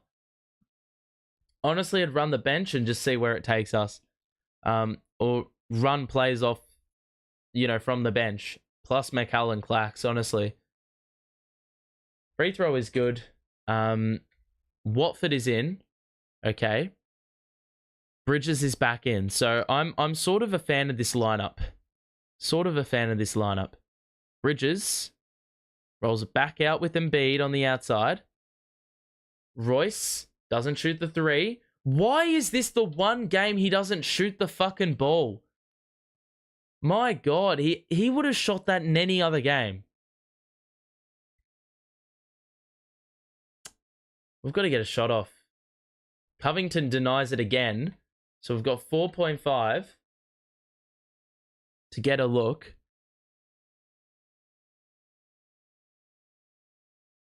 So who the hell is going to shoot this? We've got Walker and Bridges on the floor. They're the 2 furthest away from it. Here's Finney Smith. Come on. 2 to shoot. Get it up. He traveled. Of course he fucking scored. The one time he scores, just some ridiculous turnaround mid-range. Wasn't that ridiculous, but still. It doesn't go down. So this could go beyond 20. I don't think it has done that at all today, but here we are. Embiid, picked up by O'Neal.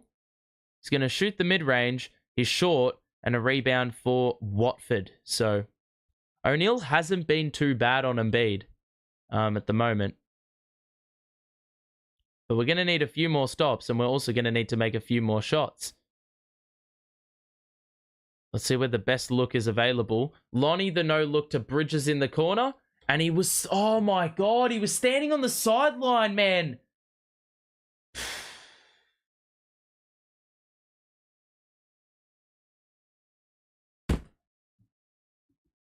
He hit the three as well.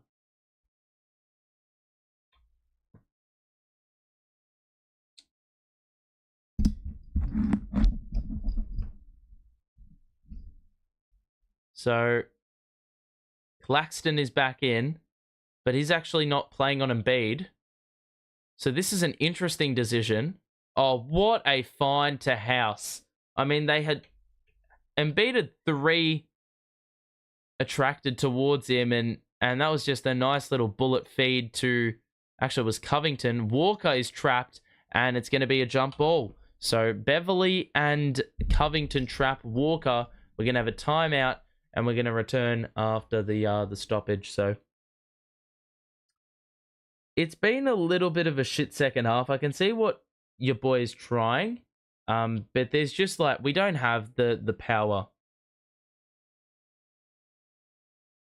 We don't have the power. Nets don't know how to play. I think we've also just got to give credit to a good team. As difficult as that is. And I hate the Sixers as much as the next Brooklyn Nets fan, but they're a good team. There's no need to hate the team when our team, when these are teams that we shouldn't be, as stupid as that sounds, and it's a terrible loser mentality. These are teams we shouldn't be beating. Like, the opposition should be beating us. It is like, we should be in this game though. Off the back of a good first half, we should be in this game. Unfortunately, we just don't have the firepower. A Cam Thomas would be great, and a Ben Simmons would be very great in this matchup. 100%. You've got a bigger body that can switch. He can play on both guards and Embiid, which would help this bullshit drop coverage that we keep on playing with players like Maxey, and obviously Embiid being an integral part of what they're doing. Like, that is just, we need those sorts of players. We just don't have it right now. Finney Smith is starting to play like trash. It's just like, hold on, I'm embarrassed for thinking Cam Johnson would have had a jump this season. I wasn't one that thought he would make a jump. I thought he'd average 16 a game. I mean, he's averaging 14 and a half. It's just not been... It's just so frustrating. So frustrating, because we had a good first half, and then these fucking tossers decided to play a shit second half. So, we've got a long, long way to go in this one, but... This is the worst where you're trailing by, like, a lot. And it's still a long way to go.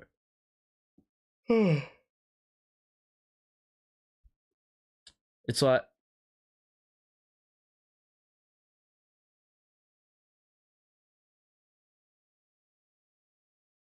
It's like...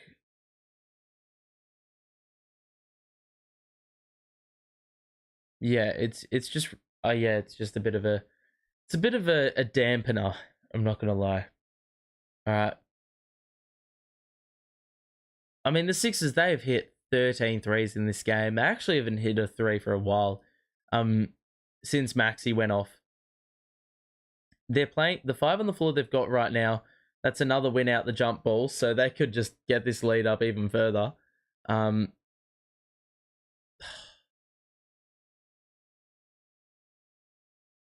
this is too easy. That's another foul you have to commit. Excuse me. Like, this is just another problem. The fact we don't have a bruiser big, we have to play Dayron Sharp at the 5 as a backup big. In games like this, you get killed. You get absolutely torched. I don't know why my throat did that. It's just like...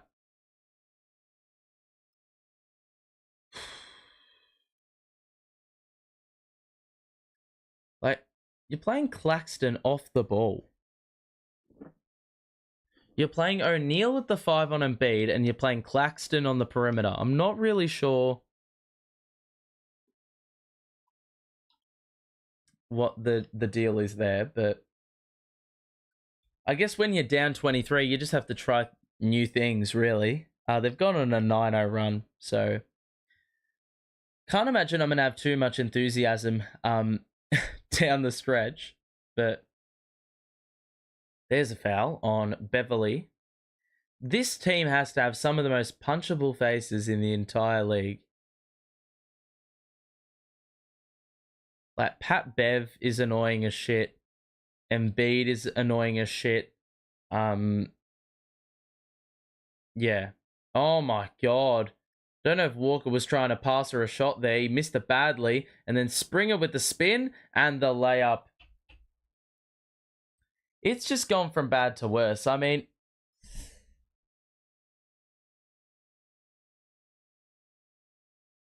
This is the worst deficit we've had all year. My god.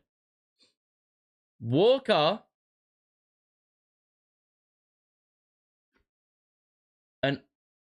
Are you serious? An offensive fucking foul? Dude, another score in the last 5 minutes that will be cancelled out. Come on, man. Such a joke. And we've conceded another fucking offensive rebound. Luckily, Claxton was there for the block.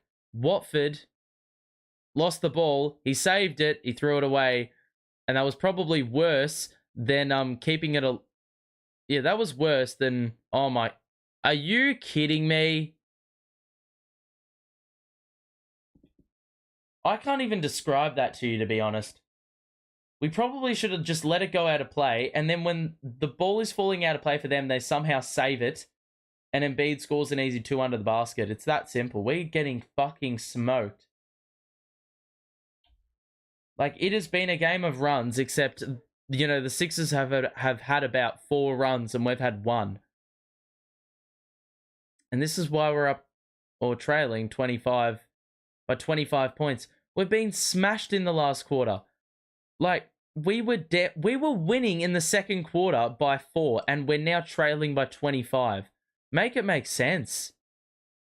And oh my god, we've conceded an offensive rebound again to another guard that is about 6 foot tall. So ridiculous, seriously. I reckon we've given away more rebounds to players that are under 6 foot tall or 6 foot tall than any other team in the league. We did it to Pritchard, or with Pritchard when he was or when we came up against the Celtics multiple times, and we're just giving up an offensive rebound to Springer. Come on now. Embiid, that's deflected. O'Neal, push the pace, mate. Claxton, oh my god, that is a quality make. And Claxton is face down. I don't know if he got hit in the head or something. Why have I just added 2 points? Did he get hit in the face or something? I don't know. Let's have a look. That was a very hard foul. He's done very, very well to get that up and in. Got hit on the arm, and it looked like he was going for the dunk. So the fact that it's been knocked out of his hands and he somehow got it to go, pretty baffling stuff.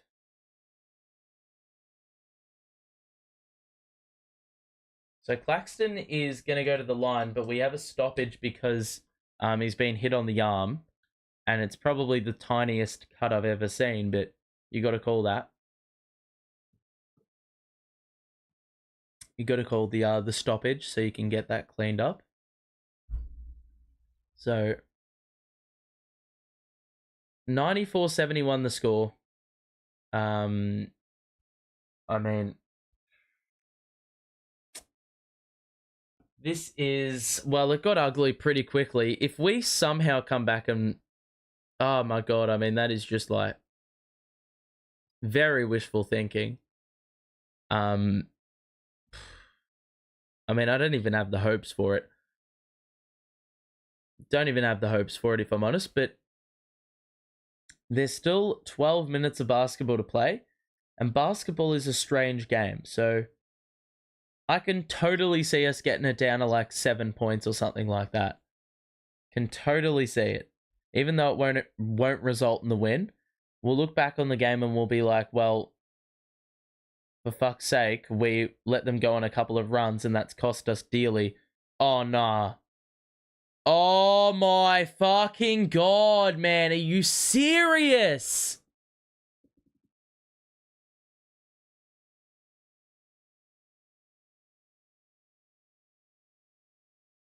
I'm pretty damn sure that they have just scored again.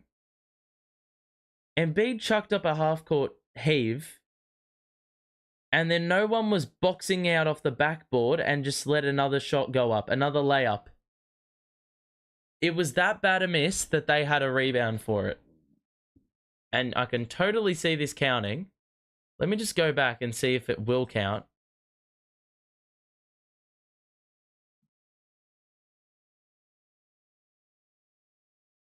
It won't count. Okay, never mind. But still, that's just fucking horrendous. All right, well, it's going to take a comeback of the century here for us to get the job done. We look at the box score. There's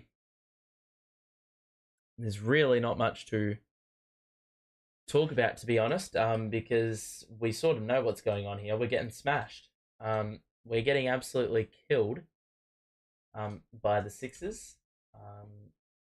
You can see the scoring. I mean, we've had 4 players scoring double figures, but not nearly at a good enough percentage. And we've had 12 turnovers. In that quarter alone, I reckon we had about 7. So, the Sixers are now on top in rebounds. They've had only 2 turnovers for the whole game. And they've also got more free throws now. So basically every category we were winning in, and that was probably the silver lining. You could pick apart some positives out of our game. That has well and truly gone away, and they've only had 3 real scorers, to be quite honest. Embiid's been on fire. Maxey had a great third quarter, and Melton has been quality for them as well. I mean, look at the plus minuses. It's through the roof. So just another quarter where they dominate. Another quarter where they score 30. This is the second consecutive game we've given up 90. Well, roughly 95 points in 3 quarters. So, Rudy, cheers, boss. For the $10 donation, absolutely didn't need to do that. But thank you, I appreciate it. And it sort of dampens, it doesn't dampen the mood. Sorry, it uplifts the mood just a little bit. Sort of compensates for the pain. We are all feeling your frustrations. I think we are capable. Not sure about the coaching decisions today. I'm not going to put it down to that at all. Stop stressing yourself out. I ain't stressed. I'm just disappointed because, bro, it was so avoidable. So avoidable, man. The first half was just quality. Quality for about 20 minutes. 20 minutes. We had held them to 38 points. The defense was on. In the last quarter and about 16 minutes of game time, we've given away 56 points. That is absolutely cooked. Of their 94, we have conceded 56. Player resumes and I'm a bit behind, so I'm going to update that at the next dead ball. Watford out to Walker. Ball fake. What's the foul for? Oh my God, another fucking turnover. Sharp with the 3-second violation. Dude, this can't get a lot worse than what it has been. I mean, the good thing is I don't need to worry because the game's over. But, you know, we're here for the vibes anyway.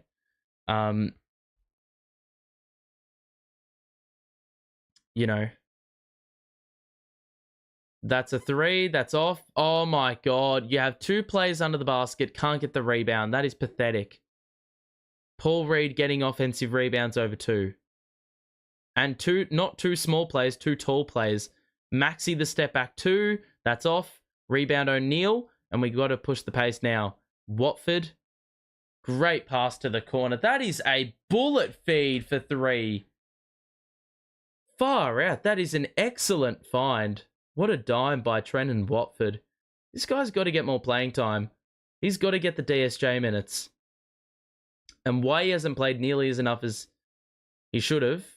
Oh my God, bro. They are missing so badly. Dayron, get your fucking hands on the ball. Far out. 2 offensive rebounds there that we gave away. Nearly 2. Definitely 1. Watford must have gotten a poke in the eye or something. We're very lucky they missed on the second try and it was off their hands out of play. Bridges. High screen sharp. Watford. Ball fake. Good spin. He had the open man on the wing and he just passed it up. Granted, he'd usually make those, but O'Neal was open for the 3. Maxey is fouled by Watford. It's going to be 2.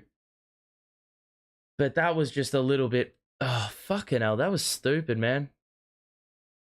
Yeah, oh, ouch. Dayron just fucking swatted Watford on that previous possession. Second free throw is good. And it's back up to 22. So I think if there's any hope for us to get back in this game, this is the unit. It's either this team or bust. Watford, good find to Walker, who was nudged on the backdoor cut. It's going to be 2 shots for him. The 9:54 mark.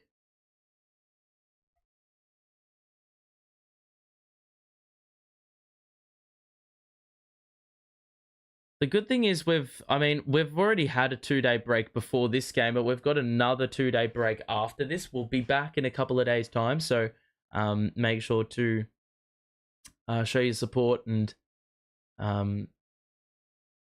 drop a like on this one. Subscribe. I can't even say it, so maybe you shouldn't do it.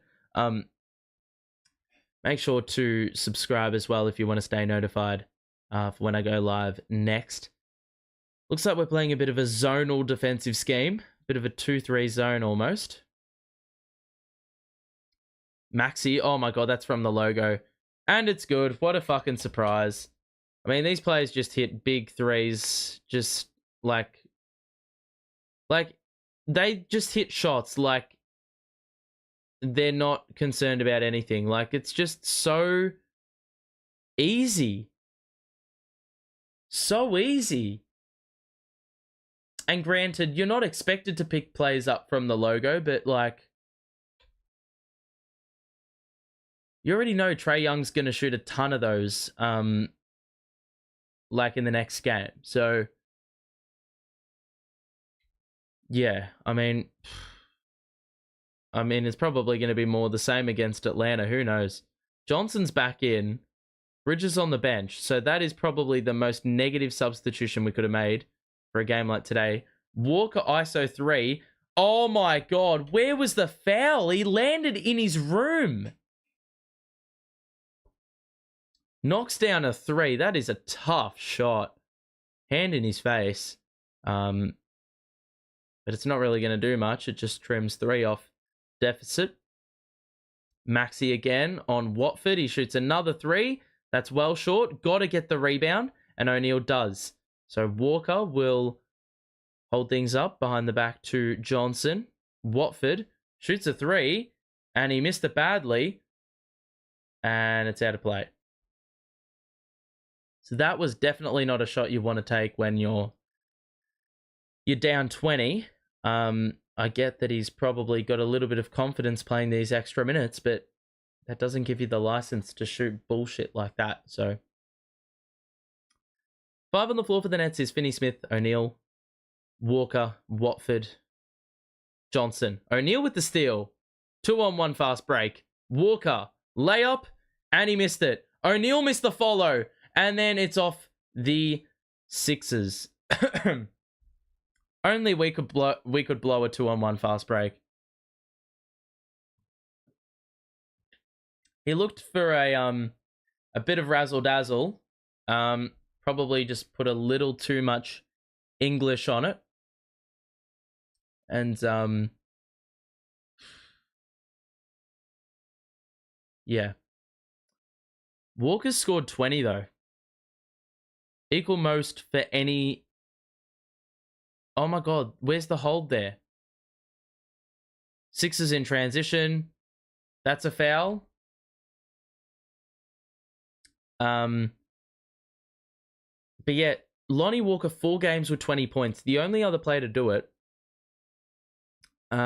this season is Tim Hardaway. So the guy's been pretty quality for us this season. What a pickup by Sean Marks, but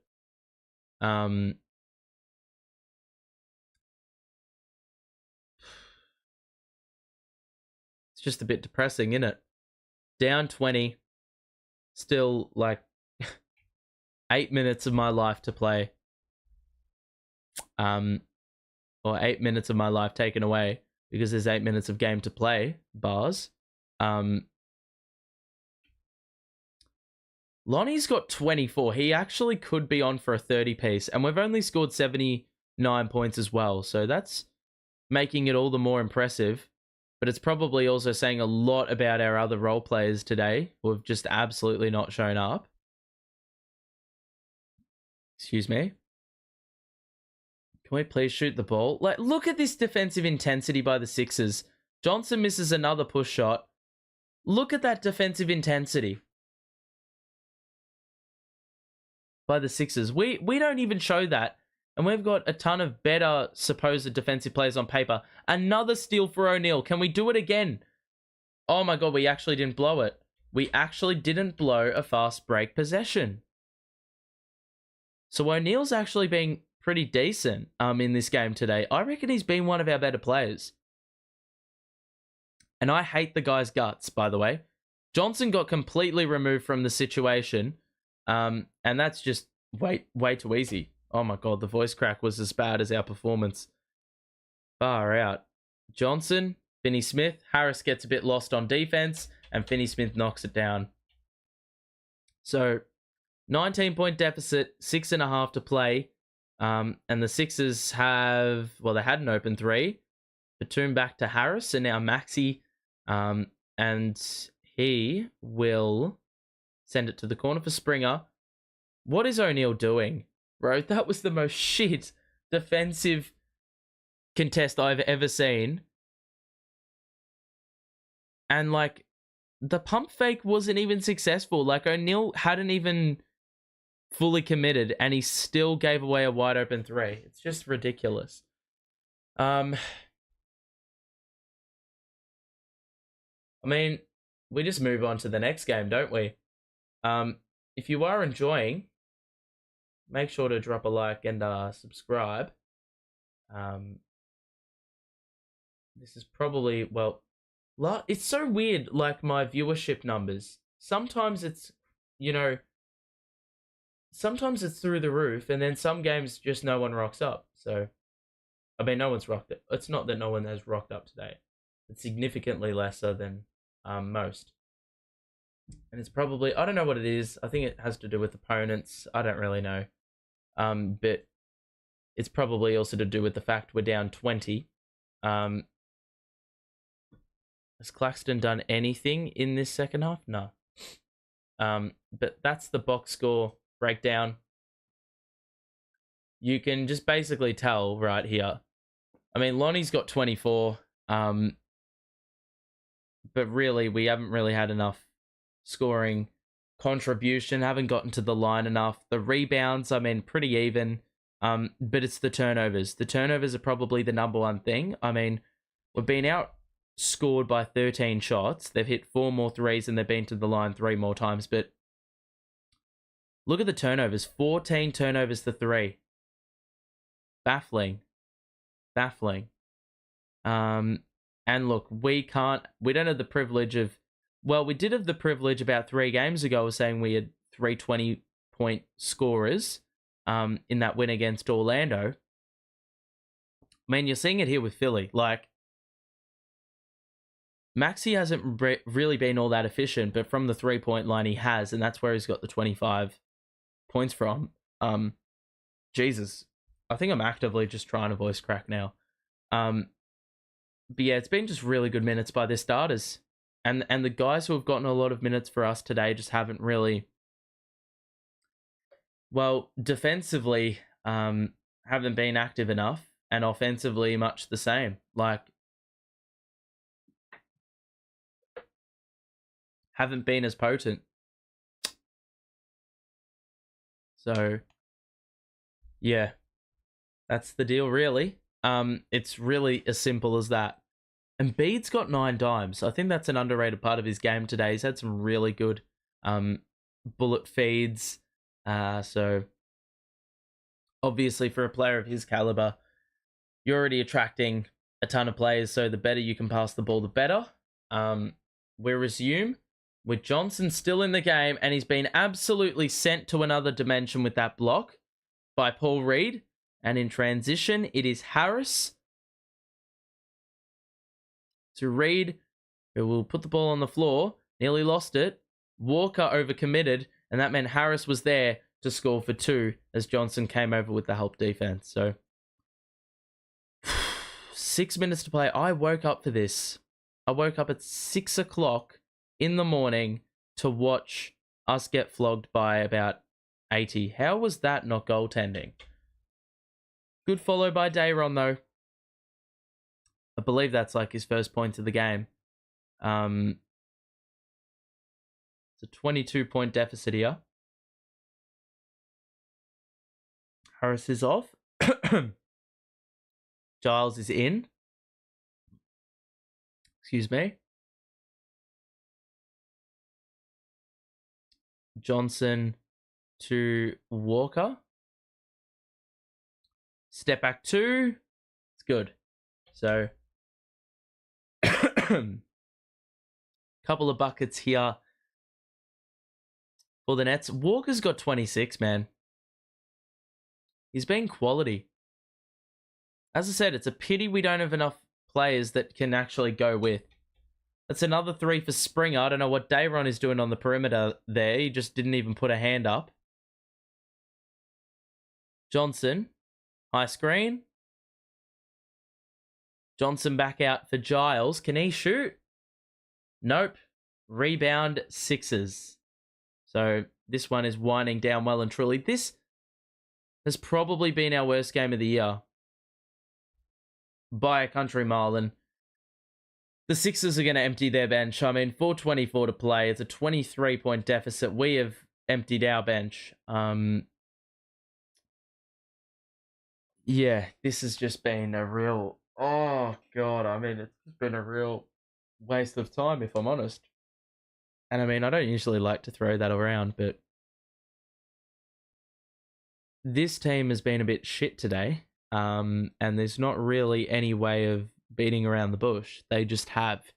There's some games where I'll actually commend effort, but like outside of the first probably quarter and a bit, it's just fallen off, like it's gone off the rails in this second half, really. Once again though, like we dug a grave for ourselves when we ended the first half the way we did. I mean, granted, would the Sixers have probably gone on a run in the second half? Probably. But that being said, the end of the first half, that was unacceptable. To do it 2 games in a row, and both games as well, like we had the ascendancy at stages in the first half. The game was there to be won. To just completely capitulate the back end of the first half, and that was on the back of partially rotation, partially, you know, just our players being sheerly incompetent. You know, like it's just like these players are professionals. They should not be giving away runs like the way they did. And equally, I don't know what JV was doing with the rotation. Like, why was he playing Claxton or not playing Claxton and Bridges down the stretch in the first half? Why did it take a 12-0 run for that to change? You know, like, didn't really make much sense to me. So, yeah.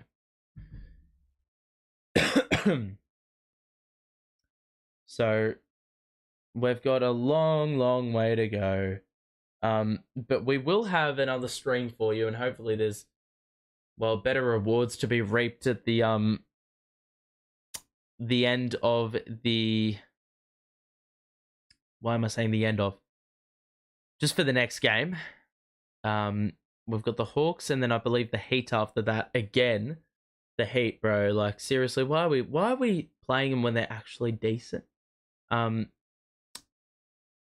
We'll have both of those games on the channel, so if you want to stay notified for when I go live for those, make sure to do that. And also, like the stream as well. 4 minutes 20 to play in this one. It's Reed out to Beverly. They've emptied their bench. Springer back out of Korkmaz, who was... Mans, bro, how have we given away another offensive rebound? Springer for 3. It's off. Walker with the rebound. And we're just playing our bench 5 now. O'Neal has to play because we don't have any of our two-way players called up at the moment. So Walker remains on the floor. Giles puts his head down and scores for 2. You feel like maybe we should just give Giles a go for certain matchups. Like, Dayron doesn't, like, for games like this, he doesn't seem... Like, he hasn't had an awful game today, but it'd be good to just try something a little bit different. Walker for 3 on the catch. That was a pretty rhythm jumper there, but that was off. Korkmaz back out to Beverly. Push shot is off. Rebound by Watford. 3 also to play. Watford puts the head down and is fouled. It's going to be 2 shots for him. So, winding down here, we're in the twilight stages of the game here. Sixers, I mean, we had the lead in the first half. It was a good defensive showing until a certain stage of the game where they just put the head down and really like piled on the pain at the back end of the first half. That went into the third quarter, and from then on, we were never able to recover. Mo Bamba's in the game. Is this guy just outright trash? Because he's a center that potentially, like, he's been on the Sixers, he's been on the Lakers. Like, I feel like, well, that's a player that we've been targeting for like so long. For so long. A player like of his mold, we hadn't been targeting. A lot of Nets fans were eager to see Mo Bamba in a Nets uniform, but obviously that never eventuated. And that was, of course, in the KD Kyrie era. Giles for 2+1. That's a quality finish. Give him a go. When we played those bullshit Claxton Sharp minutes, we should have actually played this. Giles and Sharp. Just give him a go. Just overpower the front court with size.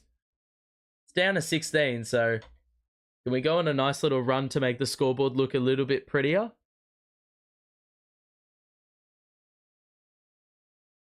So, Springer, the Bamba, Watford is there with the help.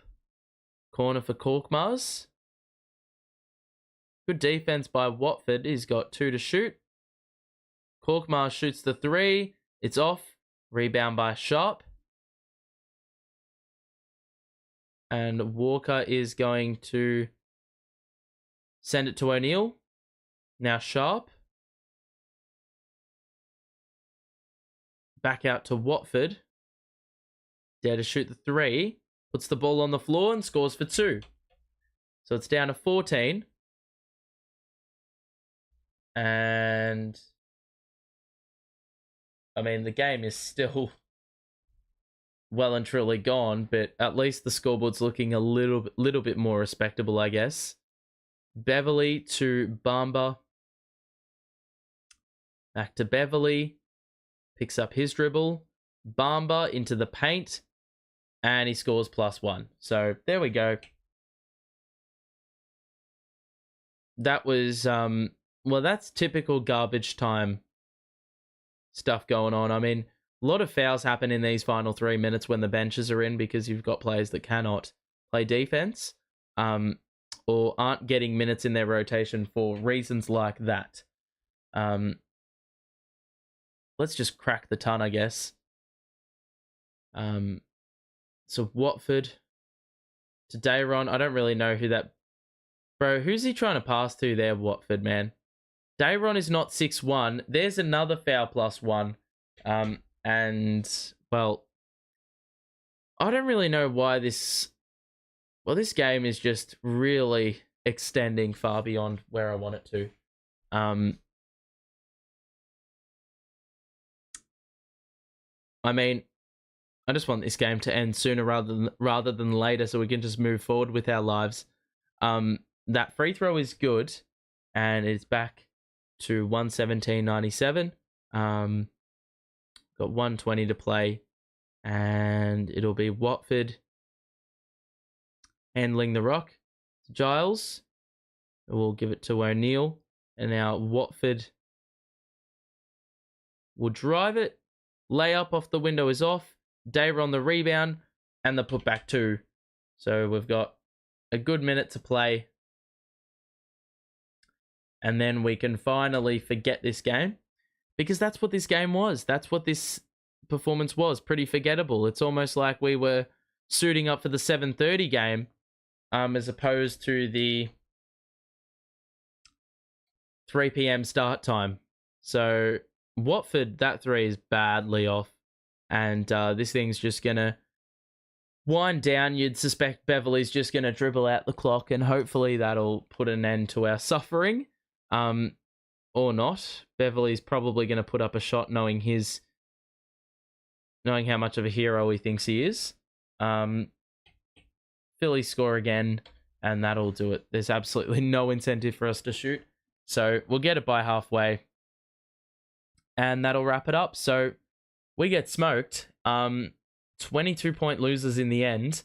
And, well, it's fair to say that this well and truly was done in the third quarter. You can see where the scorings come from for the Sixers. Embiid's ended with 32 and a near triple-double. Why is that falling? 32 and a near triple-double. 25 for Maxey, 21 for Melton, and then Springer off the bench with 10 in about 20 minutes. So he played the most minutes off the bench for them and contributed well. They only had 4 turnovers. They hit 16 threes at a pretty good rate, a very good rate, actually. And the free throw number was probably one area we did well to protect and contain, but it doesn't really count for shit when you're giving away three-pointers at that percentage, and you're only conceding or forcing 4 turnovers. You can see for the Nets, we didn't get enough. Like, Mikal Bridges probably didn't get enough shots up in the second half, but the game was changed drastically for the worse when Mikal was out of the game and when Claxton was out of the game.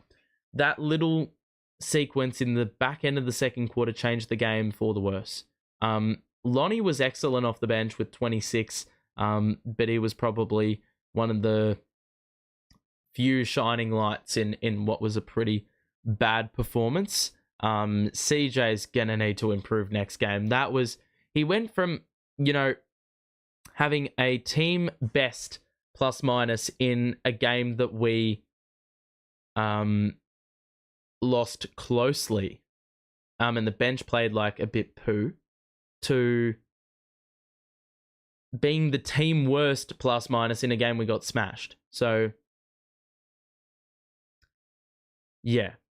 And he didn't do much in 28 minutes either. So, we're going to need to see more from these role players. I mean, Spencer as well, 3 of 10. That's just not going to cut it. There were a few layups that if he had his time again, he would make. But yeah, and the bench as well. I mean, the bench, it is what it is. We didn't have DSJ today. Cam Thomas and Ben obviously are part of the rotation, but we haven't had those guys for a few weeks or a week or two, and it's not acceptable to be making excuses like that. I think that's going to be the key for this team. You can't make excuses, just got to move forward. These are teams that are going to be much tougher to beat on paper. So unsurprisingly, when you get flogged, you're not overly surprised. You're just disappointed because you were in the game in the first half and then you let it slip via a few coaching and playing malfunctions. We shot the ball at a very similar percentage, but we had 13 less shots. And that was on the back of the turnover disparity. 15 turnovers. We only had 2 less free throws, which, I mean, pre-game I would have thought that was going to be a much larger disparity between the two numbers. But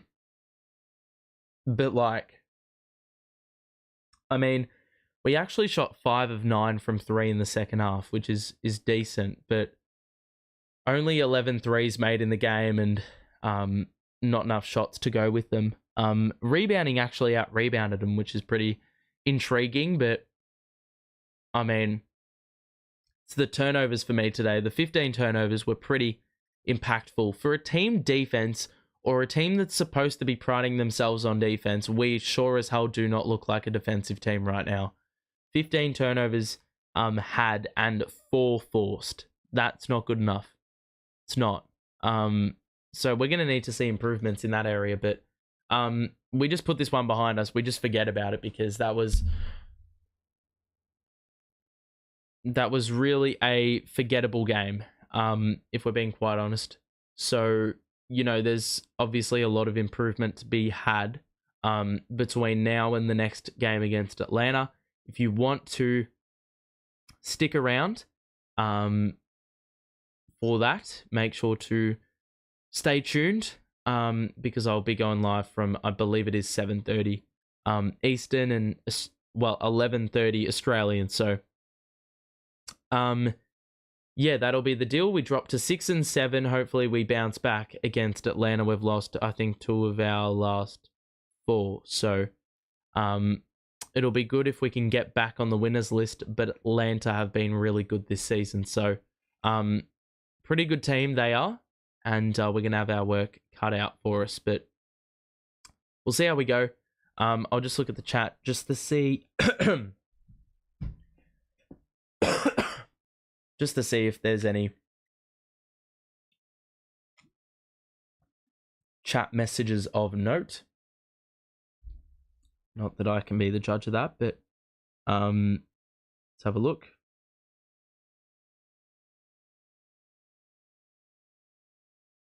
Probably I would say this is the absolute worst. I can agree with that.